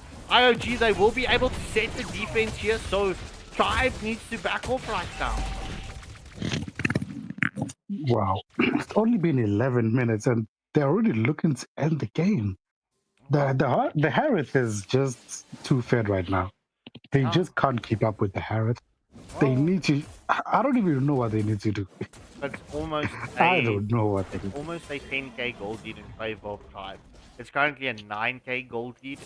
Yeah, well, the thing is, right, you want that shutdown to go to the Claude or to the Kimi. Look, we're going to reach that next power spike of this match, which is at the 12-minute mark, right? Immortal or Goliath is currently behind on items as you're looking at the items right now. So, it is doable. IOG, we know Immortal Order has got those moments where they just turn the tides on matches, but the question is, can they break the discipline of which Tribe is currently playing with? What do you think there, Scarby? You think Beanies is going to get that box of chocolates at the end of the game? I think if Post Toasty is going to watch the stream afterwards, obviously because I did shout out his message to Beanies. Let's see. I don't know. As we do see the set coming in from Hilda. Fury of the Phoenix lands onto 4 as the BMI has been committed by Claude. Tribe going in full hammer onto IOG's base right now, not waiting for the Lord or the waves to pull through. Could this be a moment? Because the waves are not synced up. Alright, okay, no, there we go. This could be a good push for Tribe at this moment. But IOG, they've got double marksmen. They can clear through these minion waves like it's nobody's business. Alright, there we see the Thorin form into the mix. However, Badung gets taken down by the Hilda. Zetian gets the kill onto Paquito. Aerith onto Claude. Claude onto Valentina. And GG's well played. Tribe being victorious in this match. And well, let's see what the scoreboard has to reckon with us. Oh, Brute Gamer picking up the MVP of this match. 6-1 and 14. Jakes unfortunately gets sent with a box of chocolates. So Beanies, you don't get that box of chocolates from Post Toasty. But nonetheless, ladies and gentlemen, hit that like and subscribe button. I'm going to have the music running. Enjoy that, and we will be back with you in just a moment.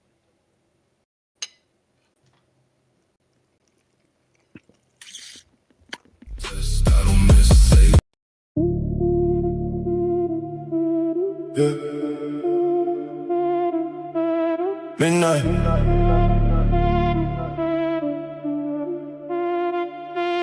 Midnight. Bass low, feel it press. Whole room under stress. No light, the silhouette. Say less. Bass low, feel it press. Heartbeat on my chest. Step in, no contest. Say less.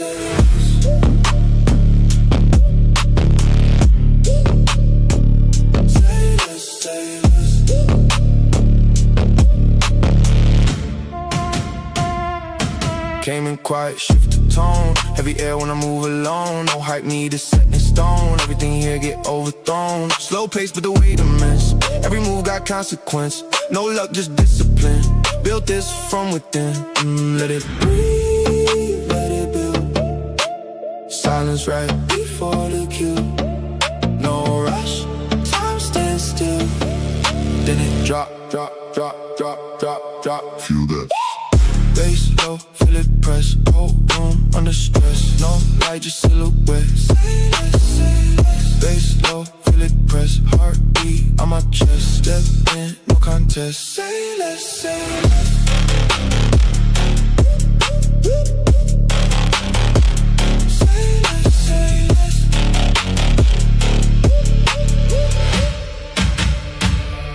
All black when I move through. No sound but a bass through. Everything that I came to. Turn real when I say so. No breaks when they lock in. No fear when I walk in. Too deep now, no swim. Let the pressure pull you in. Down. Feel it in your chest now. Slow. Everything compressed now. Bass low, feel it press. Whole room under stress. No light, just silhouette. Say less. Bass low, feel it press. Heartbeat on my chest. Step in, no contest. Say less. Stay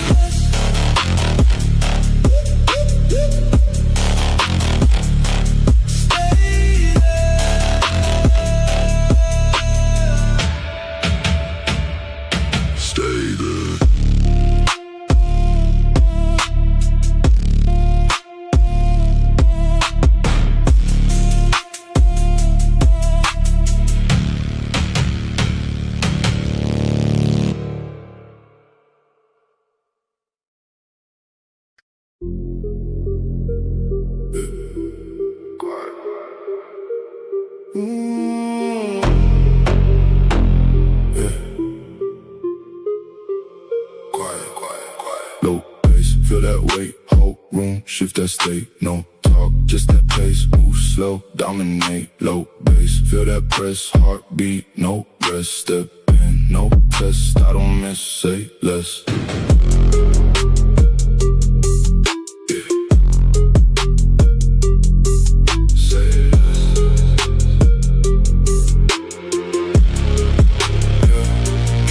No need for hype, no light, just that type. Everything fall in line. When I step, redefine. No rush, I control the speed. No luck, it's what I need. Every move precise indeed. Plan once, then I lead. Oh, let it build inside. Wait, right before the rise.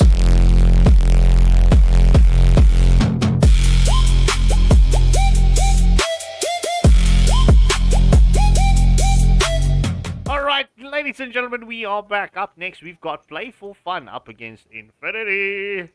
Right, look, both teams are very strong teams, so very curious to see how this one is going to play out. But without further ado, let's not keep you waiting. We are going to jump straight into the drafting phase. So here we go. As Sid has joined the stream, he went to watch the girls play. Why were you watching the girls play, Sid? Because why were you watching the girls? He heard people talking about feet. Yeah, these are two Madagascan teams. So, I think Madagascar, man, their playstyle is interesting. Obviously, I think they have the same issue here we have in South Africa. There's a gap between the teams, right? There's like a gap between, you can feel that like there's like 3-4 good teams, and then there's a huge gap from there, And I think these two are like one of the best teams they have. So this should be an interesting match. See, the Yuzong has been banned already. Again, very good objective control from him. They don't want to deal with that. Well, so far Yuzong's been picked or banned in all the matches so far, this being the 4th game of the evening. I wonder though, with a name like Daddy Glue, will we see the Glue being either banned or picked up? We should expect a pick-up here, because Glue hasn't been banned today. Even though he's like the most banned hero, I think, right? If not, yeah, he he hasn't was been one of banned the today. most. Yeah. I think people are too afraid to play Glue into Vexera and Faramas. They're way too afraid to do it, Well, the thing is, if you pick up those heroes, they also have weaknesses, and they can be punished. And Glue is a flex pick. So let's say you pick him up and you're going to go with Glue as a roamer. You also have the potential to switch him out and, go onto the XP lane as well. I mean, he's not like the best on the XP lane, but he's not bad. Yes, he's actually quite decent in the XP lane. It's why I believe Zushin has been banned out. Yeah, it's why I believe even though the first pick can be a meta pick, it should, ideally, the first pick should be a meta flex pick. Yeah. I think Freya is the best one, right? Freya is the best flex you can throw out there. EXP, jungle, and gold, and Harith, yes. You can surprise them and throw them in the gold lane. So far, we thought Paquito was going to play EXP today. I think 2 out of the 3 matches we saw, he was in the jungle. So, yeah, he's also a good flex pick. I mean, I'm such a huge fan of, especially if you're drafting first, going for the flex pick. Because it's sort of, when your opposition is watching what you're doing, they're looking at it and they're saying to themselves, okay, let's see what the first pick is. And then they know pretty much what kind of a draft you're going for. Yeah. Not 100%, but, they have a rough idea. Yeah. The Marcel, and Marcel is not seeing any game time today. He's been banned almost every match, I think. No one wants to deal with the golden hour, man. Marcel should never see the light of day. Never. That hero is just too busted. And what's annoying is he's about to be worse. That's what's annoying right now. He's about to be worse. I don't know what exactly Moonton was plotting here, but they were plotting something. I think what they want us to do is break our phones. I think they have some contract going with either Apple or Samsung. They're like, okay, you know what? We'll get you more sales purchases on your devices. We will just make a broken hero more broken. And, you know, screen replacements and everything is coming your way. I give the word. I think it's about content, you know. I think it's about content. Being able to free hit in the golden hour is infinite content, bro. I'm sure people are already imagining themselves with a Mia into a golden hour, free hitting everyone, getting a maniac. You can even do it with like a Leslie as well. Like imagine, right? She's just gonna stack like hit after hit after hit, just one behind the other, and as soon as the golden hour is done, it's just like all the bullets come, poof, dead. It's GG's. Nah, the lead pick early. I like it, man. I like it. It's a good Valor pick. and royalty You in a can't go wrong dead with body. Khalid, but I am not the only one bound by these chains. Mode. Two super meta picks, man. I think Obvious is very strong right now in the meta. Even if the enemy doesn't have that much dash heroes, he's just so good into bonking people, bruh, and staying alive forever. Yeah, he's one of the best disruptors in the game because of the length of the Infernal Pursuit. But to be fair, what I'm really loving about this current meta is the amount of meta picks that's available. Because I mean, you just look at it, right? Okay, maybe apart from the Cyclops, you've got 5 meta bans coming through, and there's still so much of meta picks still available. It's making drafting a lot more entertaining, like in terms of, oh, what do you think's coming up next? What do you think this pick is going to be? What are they looking for here? That kind of a thing. It like whereas previously in like seasons gone by, you knew that there was just certain heroes you could pick. Once they were banned out, then it was like, okay, it's all off meta from here, or mostly off meta. Yeah, and the meta is only getting bigger, you know. Tirara is gonna drop soon, and it looks like they're trying to drop Kaja and Marsha, the revamps at the same time. Dexter. It's our I did see showtime. a video yesterday. It looks like they're planning to drop it at least in the same week. Oh, so that should be interesting. Yeah, that's going to change everything. And you know what gets scary then, right? Is when those releases happen before major tournaments. And we're heading into literally the round of 32 is coming around the corner here.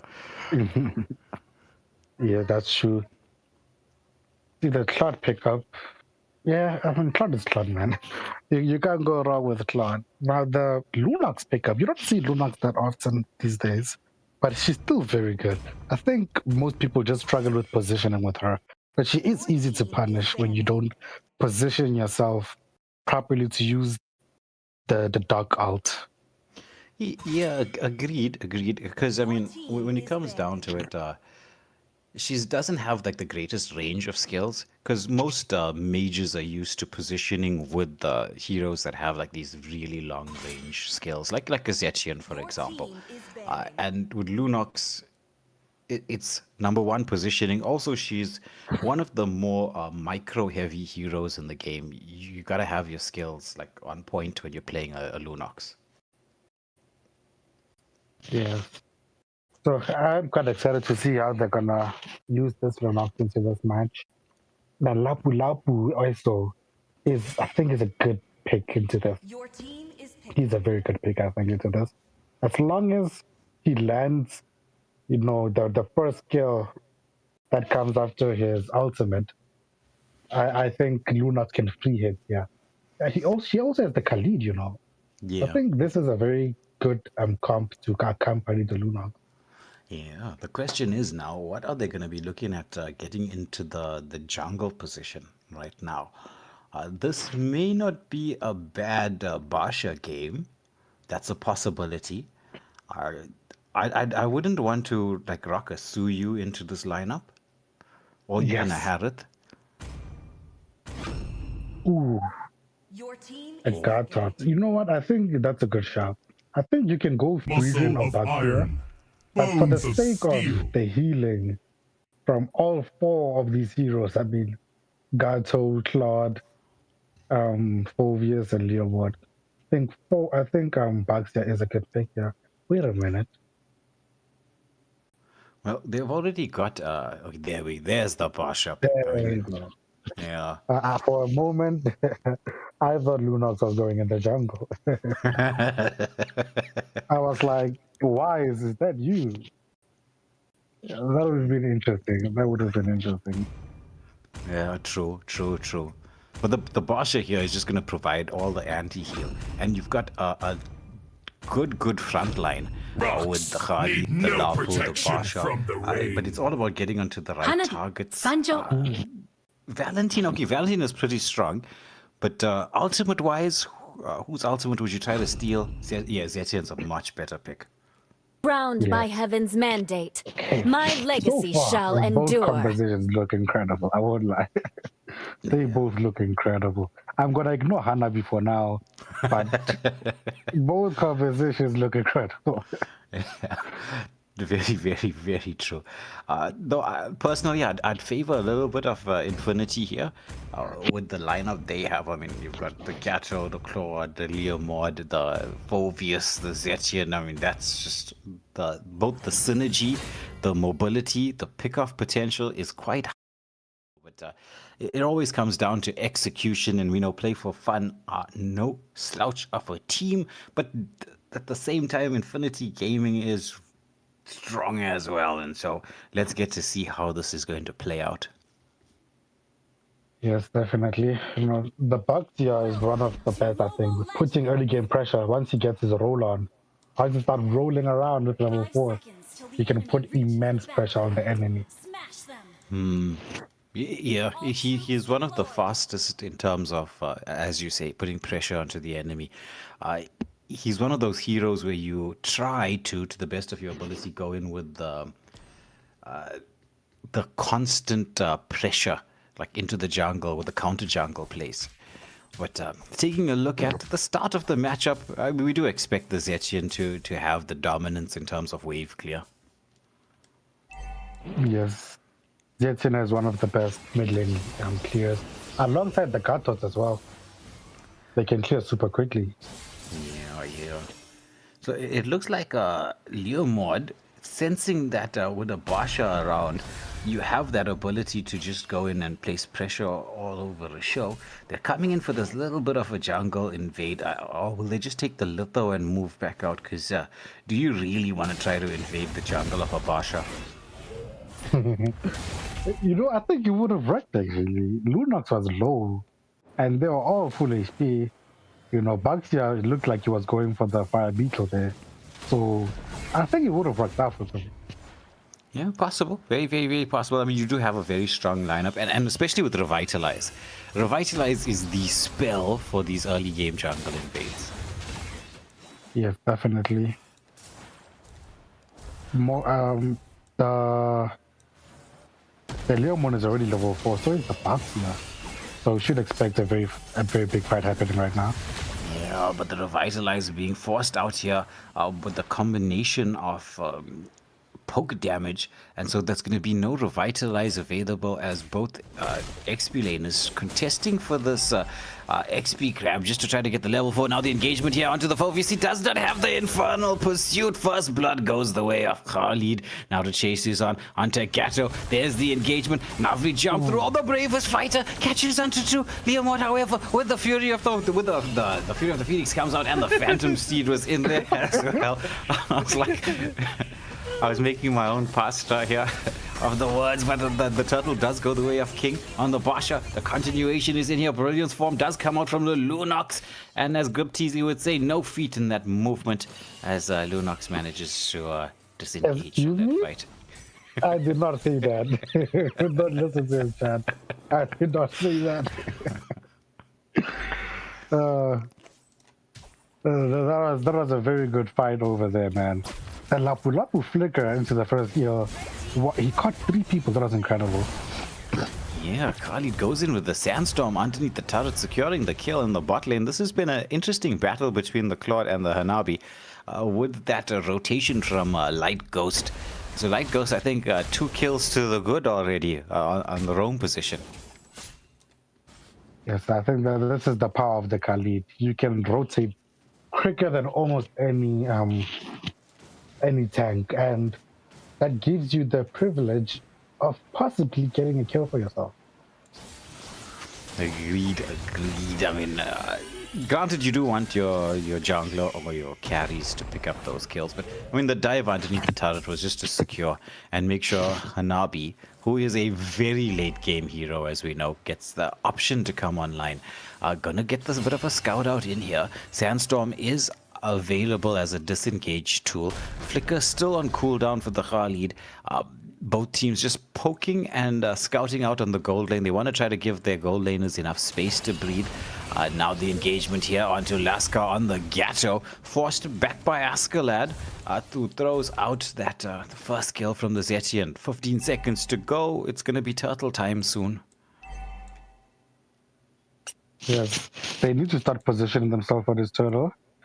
You know, they have to be careful of Lapu, man. If he pulls off that play again, they're just gonna lose the fight again. Yeah, it was a brilliant previous fighter, and speaking of that, it catches onto 2. Fury of the Phoenix used as a disengage tool, but it's going to be the Avatar of Guardian. Cancelled out there a little bit as the Infernal Pursuit coming through, but the Dark Ultimate was in there. Basha coming around just to try to help with us. Lapu gets the pick off. Askeladd trying to get something in response. The flicker comes through. Do they get this? Yes, it does. Shutdown kill onto Daddy Glue.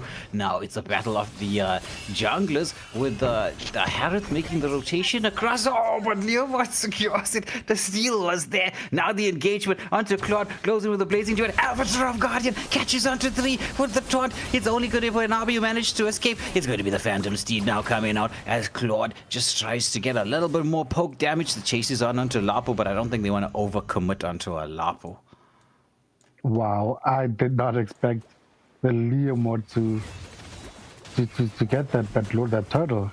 Honestly, it looked like the side of Play for Fun were able to like control the objective, but Leomord still got it.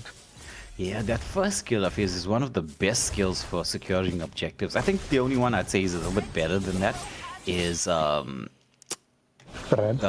second skill, the Thorn Rose from Lancelot. Oh, but Chong getting a solo kill here on the top lane onto the Lapu. Meanwhile, the fight is being pressured into the mid lane. Turtle Poison does come out. Avatar of Guardian only lands onto 1, but the Brilliance form is there from the Lunox. Is she going to turn around with that Dark Ultimate? Yes, she does. Blow up Central as Light Ghost just prays his way back to some HP. Nice pick-off right there. I'm kind of liking this Lunox performance so far. She is 4-1 and 0. The positioning has been good so far, but I think the longer this game goes, I don't know, man. Hanabi's gonna be too dangerous. I don't like her, but like that passive of her is the worst. Yeah, true. It's like when you think you got her, then you don't. Already she is quite fed. I mean, she's 1-0-1, taken down the turret on the bot lane, helping clear mid lane, in position for the third and final turtle. Lapu's made the rotation across. They allowed Lunox to clear the lane on the top lane, just to provide a little bit of extra farm. Zetian trying to get a bit of poke damage just to force everybody away, but there's going to be Fury of the Phoenix. Now the engagement comes through here as the Blazing Duets into the backline. AOG as well. Oh my goodness, this is going to be a 1-for-nothing exchange. They're chasing onto just the Revitalized does come out from the Gatto. He sets up the taunt. They take down another. This is a situation. They're putting in so much of pressure under Play for Fun. They take down 3 uncontested turtle.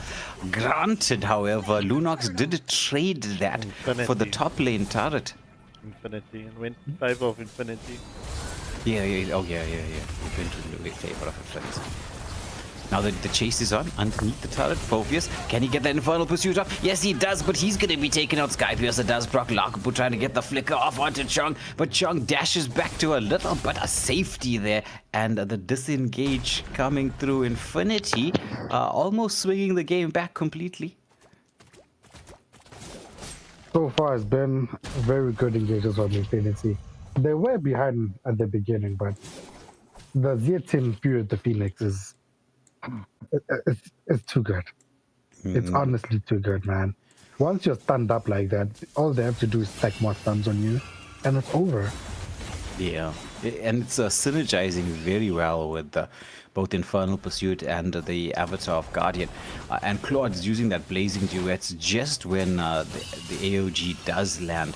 But in favor of play for fun, right, they do have that map control. Now the Revitalize has been baited out. Nice taunt onto 2. The dive into the backline. Now the AOG manages to catch onto 2. Blazing Duets as a follow-up, as we were seeing right throughout the course of the map. BMI being committed here. Leomord almost getting the double there in the mid lane. The crit that we were talking about, just not critting enough. Yes, definitely. I like the way Claude is building. His build path is very smart. He got the defensive item first so he can be able to lane. And instead of completing Corrosion side, he decided to complete the Demon Hunter sword first. The Demon Hunter would be much more effective. I agree with you. His build path is excellent. And paired with, we actually get to see what his emblem set is. Brilliance form has been committed now. Khalid with the zone away. Basha trying to get into the backline. Pops that turtle poison. Now the engagement is in here as Khalid is the one who's going to be forced back out as Basha gets the kill here on to the Gatto. Phoveus forced to flicker out, so numbers advantage going the way of play for fun. Though, can you really go for this without proper contention? Now the Phantom Steed is into the mix. There's a big blow up to Khalid. Who's going to be able to secure this? It's so low. Leomord comes in with the steal. He's chasing everybody into the backline. Basha trying to get away. Phoveus with that Infernal Pursuit, but dashes back to a bit of safety. A little bit worried about the sustain coming through. But there's the Zetien and the Claude. They're chasing down the Hanabi. So no Hanabi, an option to actually get rid of the Holy Shields. If Claude just sticks around and pushes one more wave, I think he's realized this. He's seizing the opportunity. Lord is also making its way across. Oh, this is going to be big. Can the Khalid get there in time to stop this? No, he cannot. He crosses the threshold like a bride on a wedding night. The Lord will be marching through. Is this a wedding procession or a funeral one? Who knows?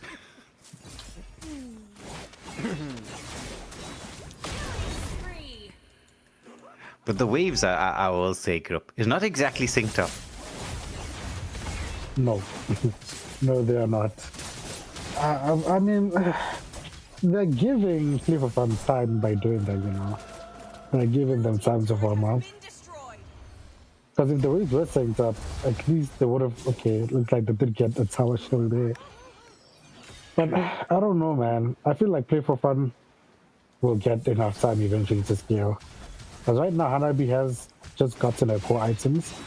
By the time the next Lord spawns, if Infinity doesn't freeze their lanes, Hanabi will be able to get a fourth item. I think she'll be online by then. Agreed. She will be online by then. But she's going to need them to buy her another, like, say, 2 minutes or so. Because as you were saying about her, like, her build part, she's already completed the Holy Trinity. What do you think? Maybe Wind of Nature might not be a bad fourth option. I think right now she needs Wind. She needs the Wind of Nature now. Since she got Fury Hammer, she can still build the Wind right now. Agreed. She can definitely do that. Now the pressure is being placed here by Infinity into the jungle, but a poke damage coming through from Khalid, but he has to be careful. The real trigger right now is the Zetien. Askeladd is the one who is, like, the moment the Fury of the Phoenix lands, you see that immediate response. It's AOG into Blazing Duets. Yes, definitely. I think it should keep them from thinking, you know, oh, it's an engage here to the Leomord, but he makes it out, never mind. Taken down by the Lunars. That's a good pick-off with the Lord being up in the next few seconds. But I think just based on the timing, his team should be able to buy him enough time to respawn. But Khalid saying, right, you know what, we've got this composition here to go in with this ton of pressure. Look at this onto, oh my goodness. Hanabi takes out one. She took down that Gatto like he wasn't even there. Blazing Duets is coming out as Claude does sustain through all of this. I think what she could also go for instead of just the wind is maybe even see Halbert might not be a bad option. Okay, she will need to sell boots. He doesn't have any defense right now. He's just pure attack mode. Yeah, glass cannon builders, do or die, everything on the line. So I think it's not a bad item. I think if she does sell her boots, because right now it looks like she's either building Sea Halbert or Wind. But afterwards, she just needs to sell the boots and get either of the items she didn't build. 100%. You're not going to need the boots as it hits this particular stage in the game. So far, Wave Equilibrium looking good for the side of Play for Fun. Khalid once more doing a good job just scouting out, but has to be careful of the Claude, who also is pretty much close to full build as well. As you can see, he's completed the Trinity build, got the Malefic gun as well, and I think he's trying to lock onto a Sky Piercer. Now it's Basha trying to find that space into the backline, being zoned away by Leomar, who just throws out a second skill. Waves are crashing in top and a bot lane. Lord being allowed to push through a bit freely, but can the side of Play for Fun force this play back? They want the Lord to get the push in, but look at Gatto. Lovely Lord pull in there. Lord does charge back up, but now it's a full 4v5 fighting the Sandstorm, but the counter engage is on here. There's AOG into the backline as it catches onto everybody. Hanabi pops the Aegis, trying to survive through all of this, but it's going to be a hunt down as the Blazing Duets comes through. It's a 2-for-1 exchange overall, and I think Infinity would be happy with this, having saved their tier 3 turrets. Definitely, and they get 2 kills in return. So I think that they'd be very happy with that. I think that Claude is trying to build a Winter Crown. There's no way that's Rose Gold. Yeah. Well, Winter Crown would be a good option. So that you can go in and actually sustain through a lot of what's happening. Yes, definitely. I mean, a Blazing Duet while being untargetable is OP. Yeah, it's very 50-50 though in this game overall, because both teams down to their inhibitors. Oh, actually, there is one more turret on the top lane side for Infinity, but it is very balanced. I mean, just look at the gold. How often do you head towards a 16-minute mark and there's a 200 gold difference between the teams? It's very rare. The Winter Crown has been picked up. Laska now being hunted down here as Basha goes in. Doesn't pop the turtle poison, but there's going to be the Avatar of Guardian being used defensively as well as the Revitalize. But the split push in the bot lane. The minions are pressuring the bot lane. It's a double wagon play. It's Lunox who has to go back to deal with this. But Claude, he's opting to just wait for the timing for that engagement. He's going to be pushing the mid lane. Now they want to try and chase onto the Claude, but he does have the BMI. He does turn around and escape. Phobius, Infernal Pursuit. It's Chung going in on that Leomord. Pops the Phantom Steed. Now the bravest fighter has been committed a bit defensively. The team comes in there for a turnaround response. Phobius is going to be taken out here. The Sandstorm with the flicker playing onto the Claude. The Lord does so much damage onto him. Can he turn around and sustain through this? They have lost one. The numbers advantage is on the side of Play for Fun right now, but Leomord's waiting for this. He goes, he steals it. What a steal. Like the thief in the night. Leomord gets the kill and gets the Lord and gets out. That was a beautiful steal. He didn't start out the bush there. Yeah, they did not. They did not and paid the price for it. Claude, that's the rose gold as well. Oh, he sold the Winter Crown, stopping at the Azans. Very smart. Yeah, well, I mean, that's what you need. Those fast fingers. Immortality into Winter Crown, into rose gold. Now, Hanabi does the same, selling her boots for the rose gold, combining it with the wind. Should that be very clutch for her? Yeah, it's gonna be very difficult to take her down, and we know she's got crazy wave clear. Now, the waves are not, again, there's been huge disruption in terms of the wave management. Mid lane has crashed in here, top and bot lane still a bit a ways. Though the Lord should be able to secure a tier 3 turret as long as it gets to crash in. They need to stop it from crashing in, but the Lord is in position to do so. Takes down the first tier 3 turret. Down to half health, but without the extra waves, it's just going to be the Lord taken out, and the side of Play for Fun get to have a bit of a defensive setup. AOG does come in, the turnaround damage as Hanabi did pop the Aegis. Now it's going to be the engagement. Sandstorm into the mix here. It's going to be the Gatto trying to soak up the pressure in here. Basha just zoning everyone away. It's going to be the Gatto taken out as the turnaround could be in here for play for fun. They did lose one tier 3 turret, but they have the numbers advantage right now. They're pressuring in here. The Phantom Steed does come out as it's Khalid once more into the mix. The light or the brilliant form coming out from Lunox just to be able to disengage. Wanted to try to get a couple of pickoffs. They have the ability to pressurize this mid lane. If they're going to go for it, they're being distracted a little bit by the Phobius, who's dragging everybody away, and the mid lane is being left. They had that window of opportunity to take down a tier 3 turret. They do get the Phobius, but he bought enough time for his team. He will respawn in time for this next Lord, and I think that was because sometimes it's not just about getting a kill. Sometimes your death can save your team. Definitely. This is one of the most balanced games I've ever seen. Phantom Steed comes out. They're trying to protect this mid lane turret. It's so very close. 1 HP. But meanwhile, they have to start recalling now to the side of Play for Fun. Look at this minion wave. It's busy eating up a tier 3 turret. It does take down one. And the team is going to respawn any second now. It's going to be Cadbeer up, the last one. And it's just a question right now if Infinity can actually get the waves controlled. We're way beyond the 18-minute mark. This could be a game changer of a Lord, depending on who takes it. Yeah, as you see, Infinity already has a slow push in top lane. They just have to be patient with it.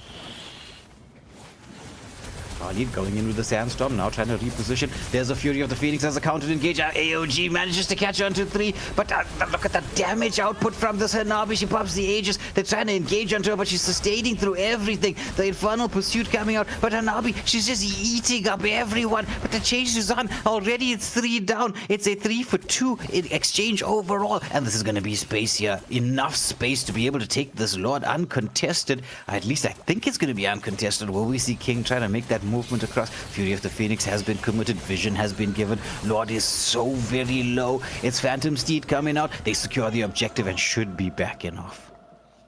Baxia wanted to try a drive-by retry there. Yeah, definitely drive-by retry. See, now you're making me feel hungry. Speaking of drive-bys. Drive-through. I didn't make reference to killing people, you know.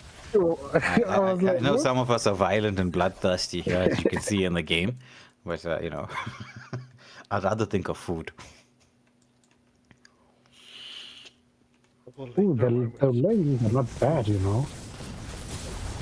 Okay, not but bad at all. Yeah. You only really need 2 waves to sync up.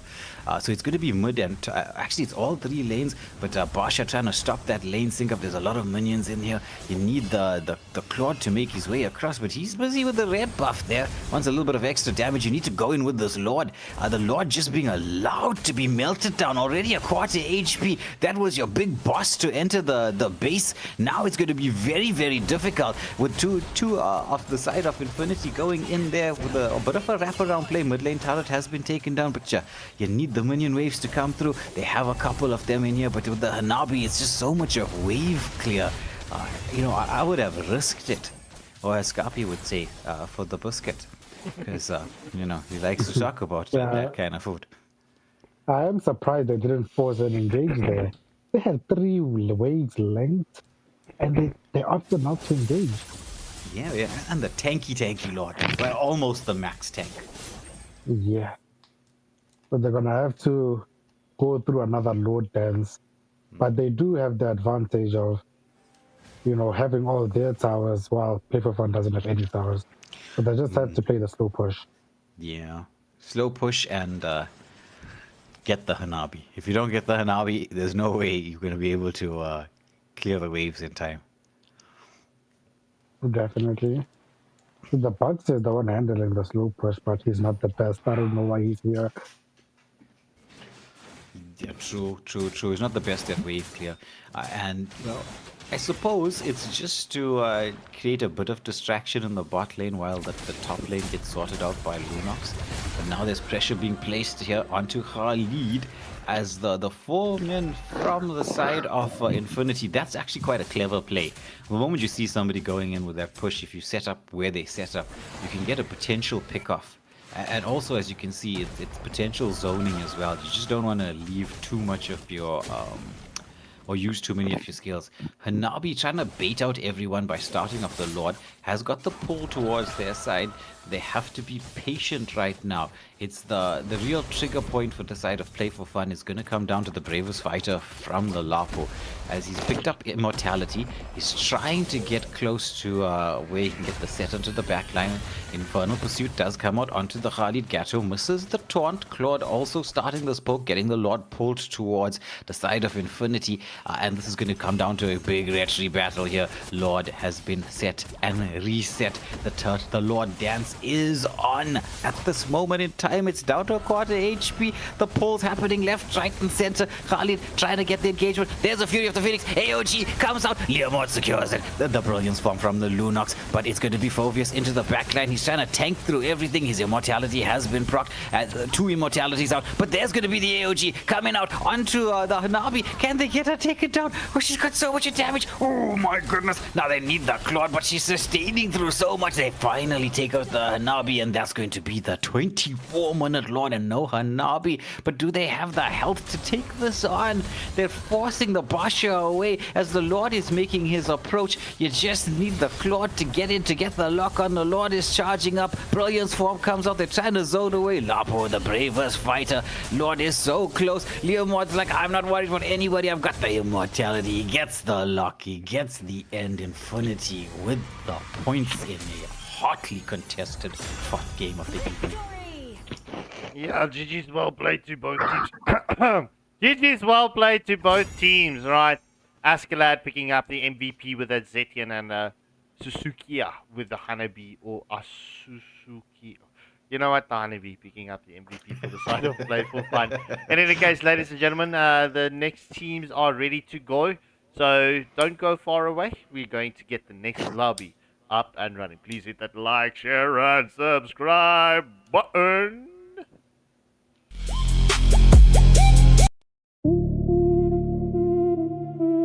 Yeah. Midnight.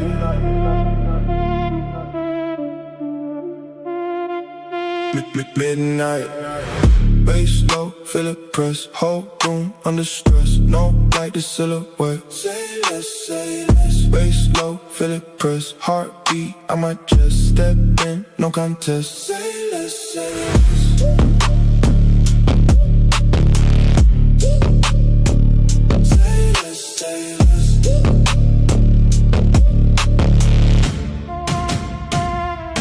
Came in quiet, shift the tone. Heavy air when I move alone. No hype needed, set in stone. Everything here get overthrown. Slow pace, but the way to miss. Every move got consequence. No luck, just discipline. Built this from within. Let it breathe, let it build. Silence right before the kill. No rush, time stands still. Then it drop. Feel that. Bass low, feel it press. Whole room under stress. No light, just silhouette. Say less. Bass low, feel it press. Heartbeat on my chest. Step in, no contest. Say less.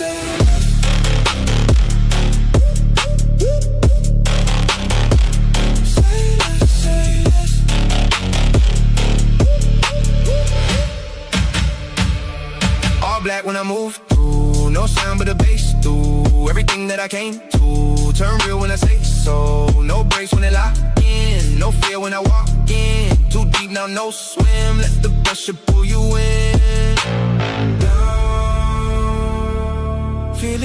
chest now.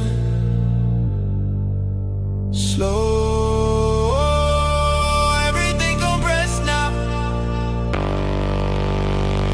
Bass low, feel it press. Whole room under stress. No light, just silhouette. Say less, say less. Bass low, feel it press. Heartbeat on my chest. Step in, no contest. Say less, say less.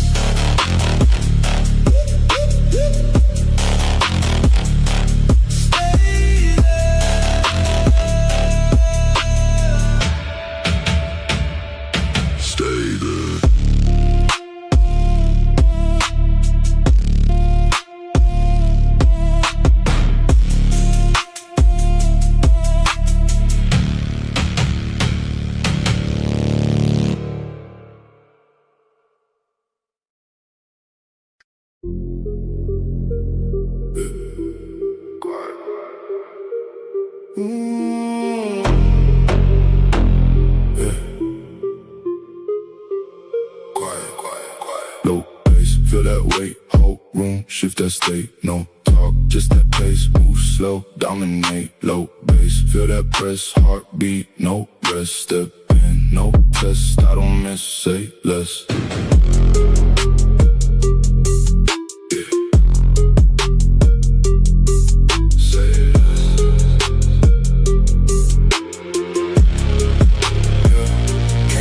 No need for hype, no light, just that type. Everything fall in line. When I step, redefine. No rush, I control the speed. No luck, it's what I need. Every move precise indeed. Plan once, then I lead. Oh, let it build inside. Wait, right before the rise.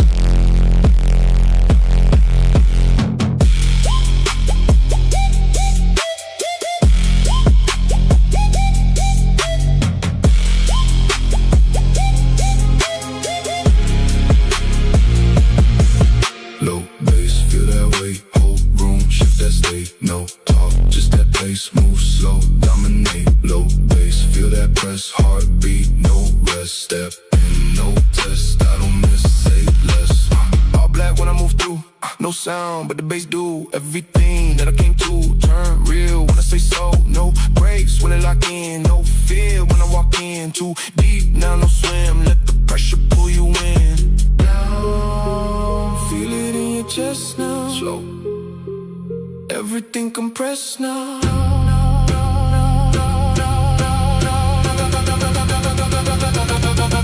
Low bass, feel that way. Whole room, shift that state. No talk, just that pace. Move slow, dominate. Low bass, feel that press. Heartbeat, no rest. Step in, no test. I don't miss, say less.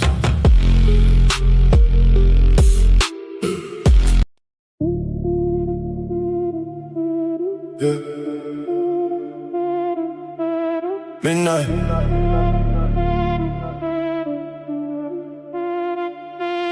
Midnight. Bass low, feel it press. Whole room under stress. No light, the silhouette. Say less, say less. Bass low, feel it press. Heartbeat on my chest. Step in, no contest. Say less, say less.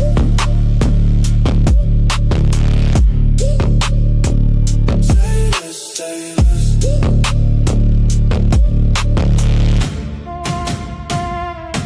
Came in quiet, shift the tone. Heavy air when I move alone. No hype needed, set in stone. Everything here get overthrown. Slow pace, but the weight immense.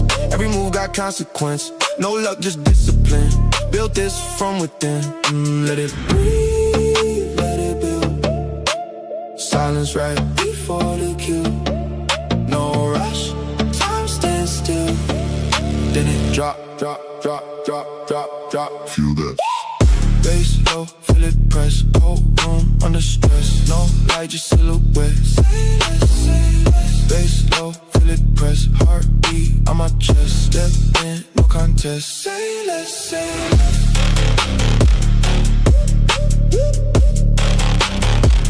Say less, say less.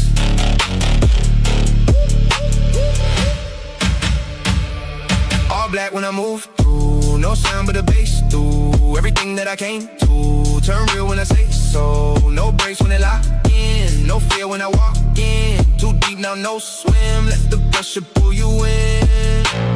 Down. Feel it in your chest now. Slow. Everything compressed now. Bass low, feel it press. Whole room under stress. No light, just silhouette. Say less, say less. Bass low, feel it press. Heartbeat on my chest. Step in, no contest. Say less, say less.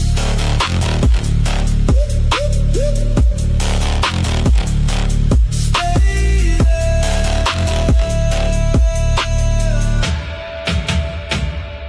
Stay there.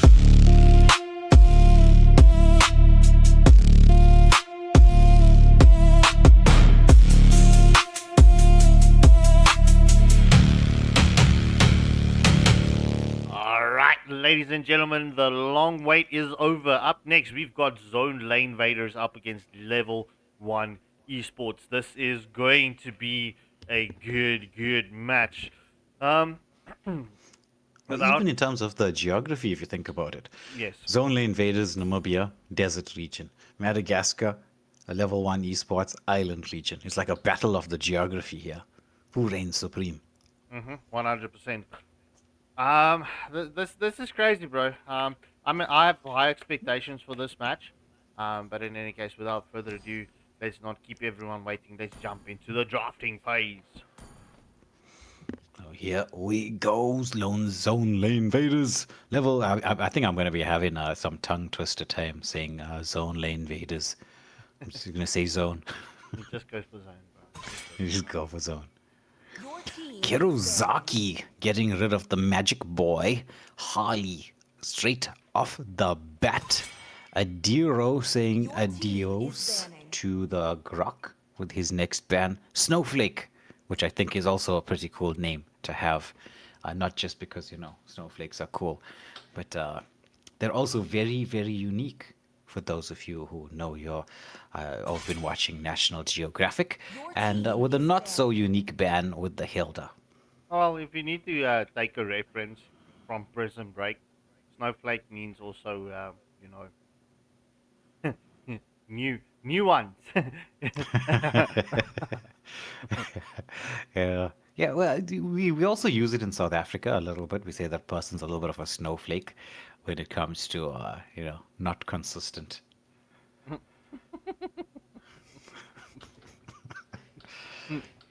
We've seen these things before. But now, Scarpy, can you pronounce the next name? Zolbelow. Zolbelow. Yeah. I think so. Well, that looks about right. Yeah, it's the first glue ban of the evening, which is a solid ban. I've been so surprised that glue has been opened so often and yet not picked up. The Guinevere ban, another one. Guinevere, I think, squeaks it in. What do you think? Squeaks it into the top 5 jungles of this current meta? At this moment, yes, 100%, bro. Yeah, but look, just to jump back to the glue reference. Look, I'm not going to take anything away from the team that played previously. Glue is actually a high-skilled hero, bro. And it's not a lot of players that can play him, spot on. In fact, right, I wanted to actually do a little, because he's so much in the meta, right? I was actually thinking that maybe we can do a 1-minute tutorial, because it's not a very long tutorial. Maybe if we can find the time, Scarpy. 1-minute tutorial on how you can use Glue's split form to not take turret damage. Bro, yes. you're a special kind of person, bro, because you knew if you had to ask me off stream, I'm going to say no. But asking me on stream, that's just diabolical, bro. Well, look, can you imagine, right, if the players actually start utilizing the split where you plot it? I mean, granted, it's something that you have to time and get used to. But imagine going in with the split underneath the turret, and you're not taking any damage, and you're diving under the turret, and then people are like, "What's happening here? Glue is cheating. He's not taking any turret damage." But it's like that mechanic. I hear you. All right, we can definitely cook something up. Your team is picking. Obviously, we are busy cooking up a lot of production for the top 32. So yeah, the viewers are definitely waiting up, especially with us having original production. You know, it's bro, I'm super excited. I can't wait for the release. Honestly, I can't wait for the release. Well, as you said, the top 32 is going to be something special, and Sinqua Lightning with the final pick coming through for level 1. So far, they've got the Harith, right? Which is a bit flex. You've got the Hylos. I was actually thinking they were going for the Zetian maybe to complement the Hylos. I know Zushin was already picked up. Interesting with the Selena play. Well, I mean, Selena does grant the extra level of sustainability, and you know, Selena is also one of those high skilled skill based heroes. Selena can be so devastating onto pickoffs. Yeah, that abyssal arrow, especially when you know where to cast it from. I remember when I first started playing Selena, it was like a little bit of a tutorial for me. Like I had to actually go into custom and practice, because what you really want when you're casting the abyssal arrow is you want it to travel through as much grass as possible before it hits its target, because as it's traveling to grass, you get no vision on it if you're outside of the grass, so you only see it at the very last second when it's coming through. So over grass, over walls, so that whoever is the target only sees it last minute and can't dodge it, because it's not the fastest moving projectile. Your team is banning. I agreed. Well, okay. I just thought about it now. Seeing that you're so diabolical with asking me things on stream, I'm going to put out a challenge to the viewers. Right, I'm going to give you by the end of this weekend. Send me your glue play clips. Right, the best glue play clips, the side picked by me and Way. I'll gift you a free starlight. How does that sound? That sounds good. Your team is picking. That sounds very good. And now we're going to see people starting to spam the glue. We will make a post, and just to let everybody in the community know that it's time to play some glue, because very soon you'll probably get nerfed. Play it whilst it's up. Strike when the iron's hot. You know that, 100%. Bro. That's one thing I'll never forget, bro. Is that time on the old Alice, bro, just before she had such a heavy nerve. When you're like, let's go rank. I'm gonna play some Alice, bro. You picked up the Alice that day. You played her for one evening, and she got nerfed, bro. I will never forget that. Yeah, the timing on that was very inappropriate, and she was very strong in the jungle at that moment. Old days. And viewers, before you say anything, right, we're talking about 3 years ago. Yeah. So far, draft wise, right, you've got Yuzong being picked up in response to the Xborg, though again Xborg is a bit flexible, so I'm not sure if Zone LaneVaders know that this is going to be an Xborg XP, and it looks like they're hovering around the Amon pick. Your team is Amon into a Xborg. I mean, that could be into an Xborg. No, I mean Amon into an Xborg based on, like say for around the turtle, for instance, right? Because like let's say you're picking up an Amon, what you don't really want to deal with is AOE spells, which is the Harith, and it's the Hylos as well, and it's the Xborg. So all of them can cancel off his conceal. Okay, I get it. I see it. That's not going to be a nice time. But just speaking of 3 years back, 3 to 4 years back, memories. Doesn't this one name that's playing with the Amon look familiar? Yeah, Death Eater 22. Yeah, it's been a long time since we've seen Death Eater 22 on stream. It's nice to see some familiar names. Wasn't Death in Wasted? Oh gosh, I never had the overlay draft on. GG's! GG's. It happens, it happens. There you go, chat. You'll see it for like 5 seconds. Talk about originality. There you go. See, look at that pretty draft. Well, the last pick was a fanny pick, right? And I know just before we loaded onto the screen, the aspirant skin being shown here. For me, it's always a toss-up between the aspirant and Skylark, but I kind of lean more towards the Skylark skin. Well, look, bro, I'm not gonna comment on fanny, bro. Yeah, I'm a walking fanny. So where? Yeah, bro. Okay. All right. So Zone LaneVaders up against the level 1 Esports. If we need to look at the drafts, right? I'm sorry, my fellow citizens, but I'm going to have to go with level 1 Esports.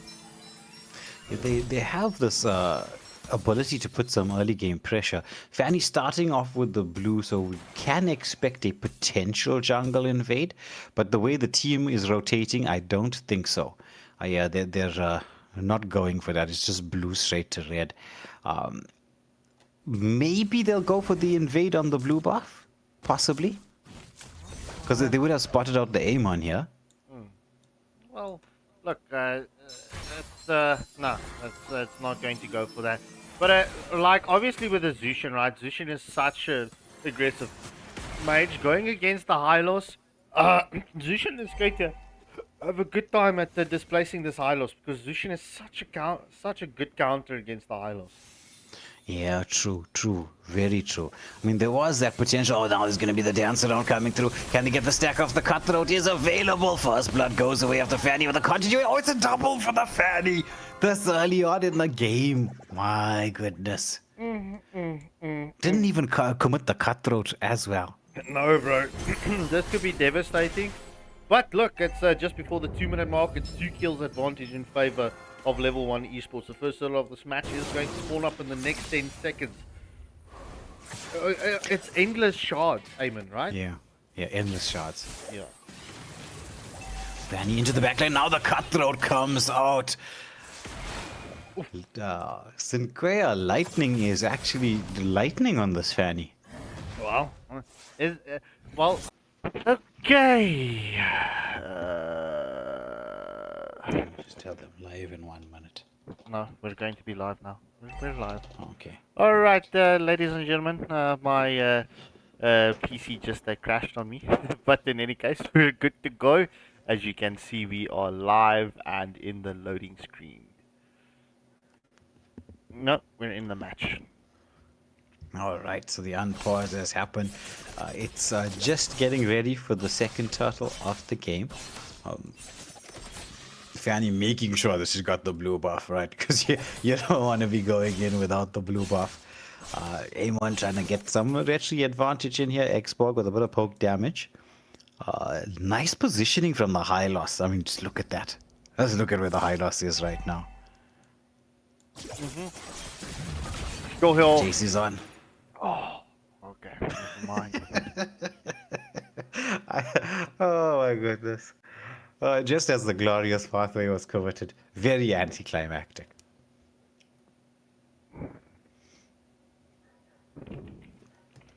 Very, very anticlimactic. It's like we have pause on top of pause. But just from the pause screen right now, right? Okay, we can see the mini-map.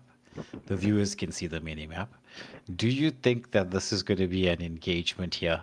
Harathal's already started this off and you can see Fanny's positioning. Yeah, I'm not too certain. And I just heard, right, from one of the refs that there was individuals trying to watch the stream to see where the opponent's position was. So I'm going to put out the warning right now. There is a delay on the stream, but should you get caught out, like sniping. Yeah, if there's any form of stream sniping, you would be eliminated or disqualified immediately. That is a non-negotiable. Agreed. I mean, we have these tournaments online. Well, at least for now, anyway.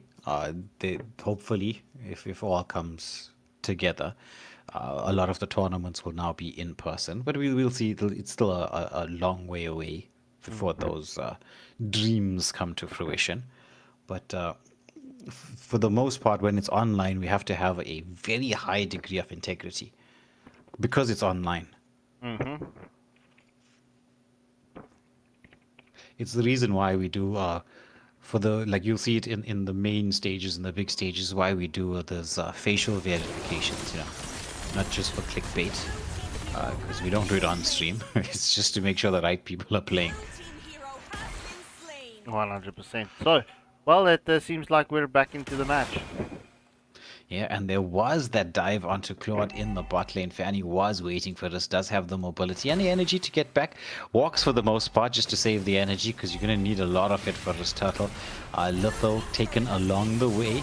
Zoning being done here by Shouyu on this high loss, just keeping everybody away from this. Yuzong does have the Black Dragon form, but doesn't want to cast it, especially without your jungler anywhere close by. So I'd say a wise decision here from the side of Zone, just to not contest for this. But now Fanny going in for the invade. Amon has the conceal, but there's the glorious pathway. The slow is on. Are they going to be able to engage on him? There's the endless shots coming through onto Fanny, who manages to, actually no, does not secure that. The blazing duets from Claude forcing everybody back. Nice retribution coming through from Death Eater there, just securing that. But there's Fanny with the cables, the tsunami slam as the counter engagement, but it's going to be Harith Zaban Force with the last insanity sealing the deal. But now the Black Dragon form coming out as Xbox has to flicker back. Oof, the passive was about a, what, 3/4 way built up. Yeah, 3/4 way built up, bro. What a play coming in. However, like, I mean, level 1, they're so devastating. So do you see the cutthroat does land onto Zushin, and Zushin has been eliminated. Right, if you were in the shoes of Zone LaneVaders, what would you be doing against this force that level 1 is at this moment? Well, you gotta understand that their power spikes are early game. Fanny, this Selena as well. You have to be a bit more patient.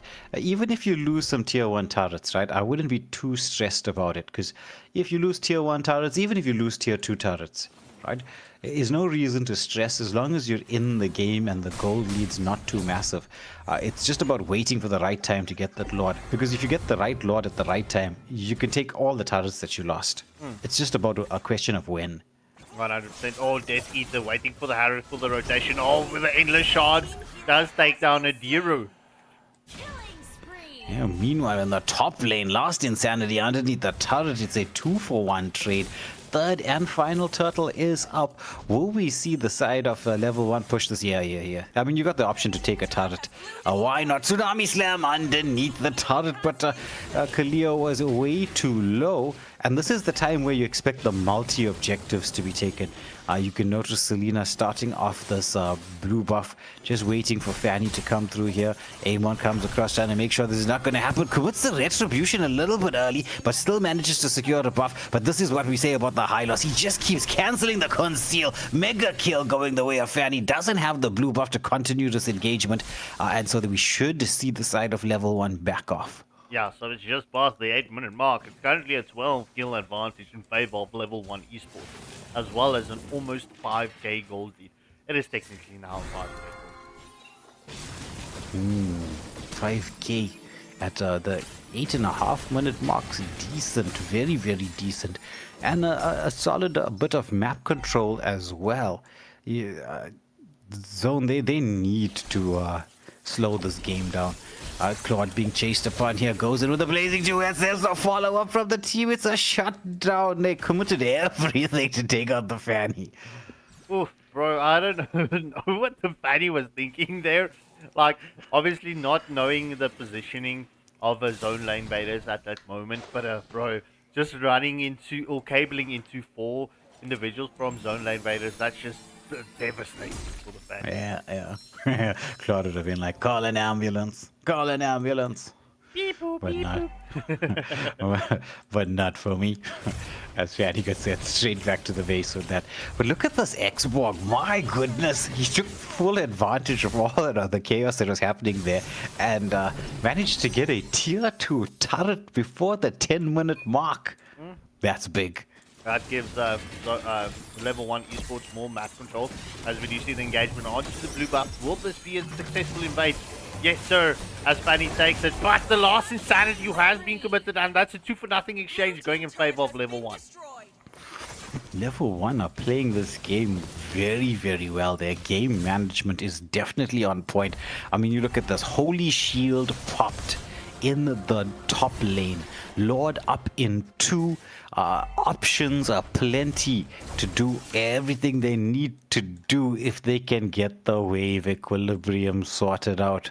Could we see a very early end to this match? What do you think? Well, it is possible, bro. Especially with the power spike that they've got and the itemization gap that there is. As well as with this hefty gold lead that they've got, it is doable. We've seen matches end at this time frame. So, look, it is possible. Yeah. And Immortality as well being picked up by the Xborg. Just a couple seconds ago. He's going to be the initiator. He's going to be the trigger. But there's this Harad Zaban force, the shield helping him survive through the endless shards. So numbers advantage for the defense, not in favor of Zone.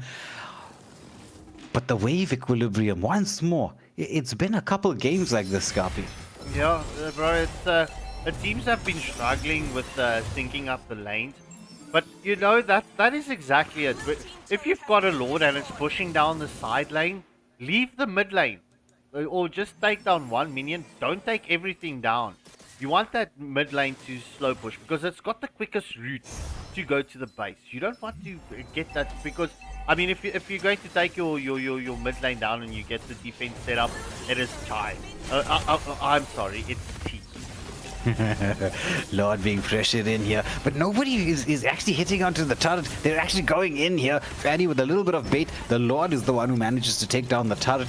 The Black Dragon form has been committed. Fanny to the backline, gets the cutthroat off, does manage to escape endless shards, but the passive procs, and they manage to get a kill. Blazing Duets into the backline as Selena trying to get away from the Claude. Now Hylos with a little bit of a turnaround as they manage to take down the Yuzong. Xborg gets that overheat passive procced.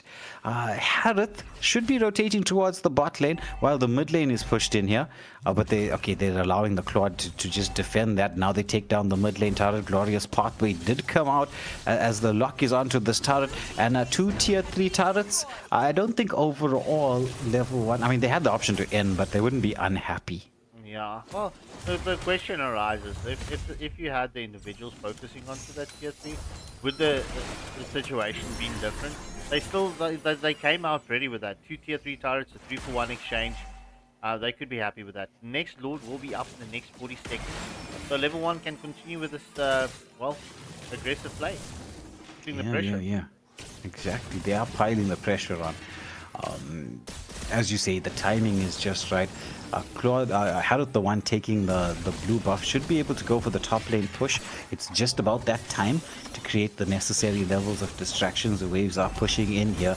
Glorious Pathway being committed with Selena going in there. But there's the Xborg. However, Harith with the damage. Fanny trying to get something done is going to get chased down the Blazing Duets into the backline. The BMI being used to get back to the safety of the fountain. But Selena, the next one to fall. The Revitalize coming out. Xborg. The endless shards onto him, still has the immortality, so he's safe for the most part. Yuzong should be able to pop that immortality, but somehow Xborg, he's surviving through this with the immortality. Fanny back into the mix. Can they take down the Yuzong? Fanny gets the double, now trying to chase on to the cutthroat comes out. It's a triple for the Fanny, and this could be GG's. Claude trying to make his way back to defend, but there's such big numbers. Is this going to be the maniac? Claude using the BMI to escape as Kalia is left as the player alone trying to defend the base. The lock-on is in here. Selena dances a bristle arrow. They do get to chase down the Claude. It's a full team wipe. Level 1 take this. Snowflake just being treated like you know, a newbie in the prison being forced away from safety. Unfortunately, but in any case, the GG's well played to both teams. Level 1 Esport taking this match, and well, this was actually a quite dominant performance from him. Kurizaki getting sent home with chocolates in the final match of the evening, and Soil picking up the MVP with that high loss. So, ladies and gentlemen, you know what that means. Unfortunately, this is going to be goodbye and good night for tonight. I want to go play games. I'm sorry. I love you. I really do love you. But I want some time for myself. You know, I want to be selfish in this moment. Enjoy my ice cream, play some games. But yeah, ladies and gentlemen, thank you all for your continuous support. Thank you for sticking through with us. Wayne, any final words? Yeah. Well, it is the late stream on a late stream on a Friday evening. So I hope you all enjoy the weekend coming up and have a blast. We will catch you all tomorrow night as the action continues on the AFL. So without further ado, from the Waylander Gaming team and crew, it's going to be goodbye and good night.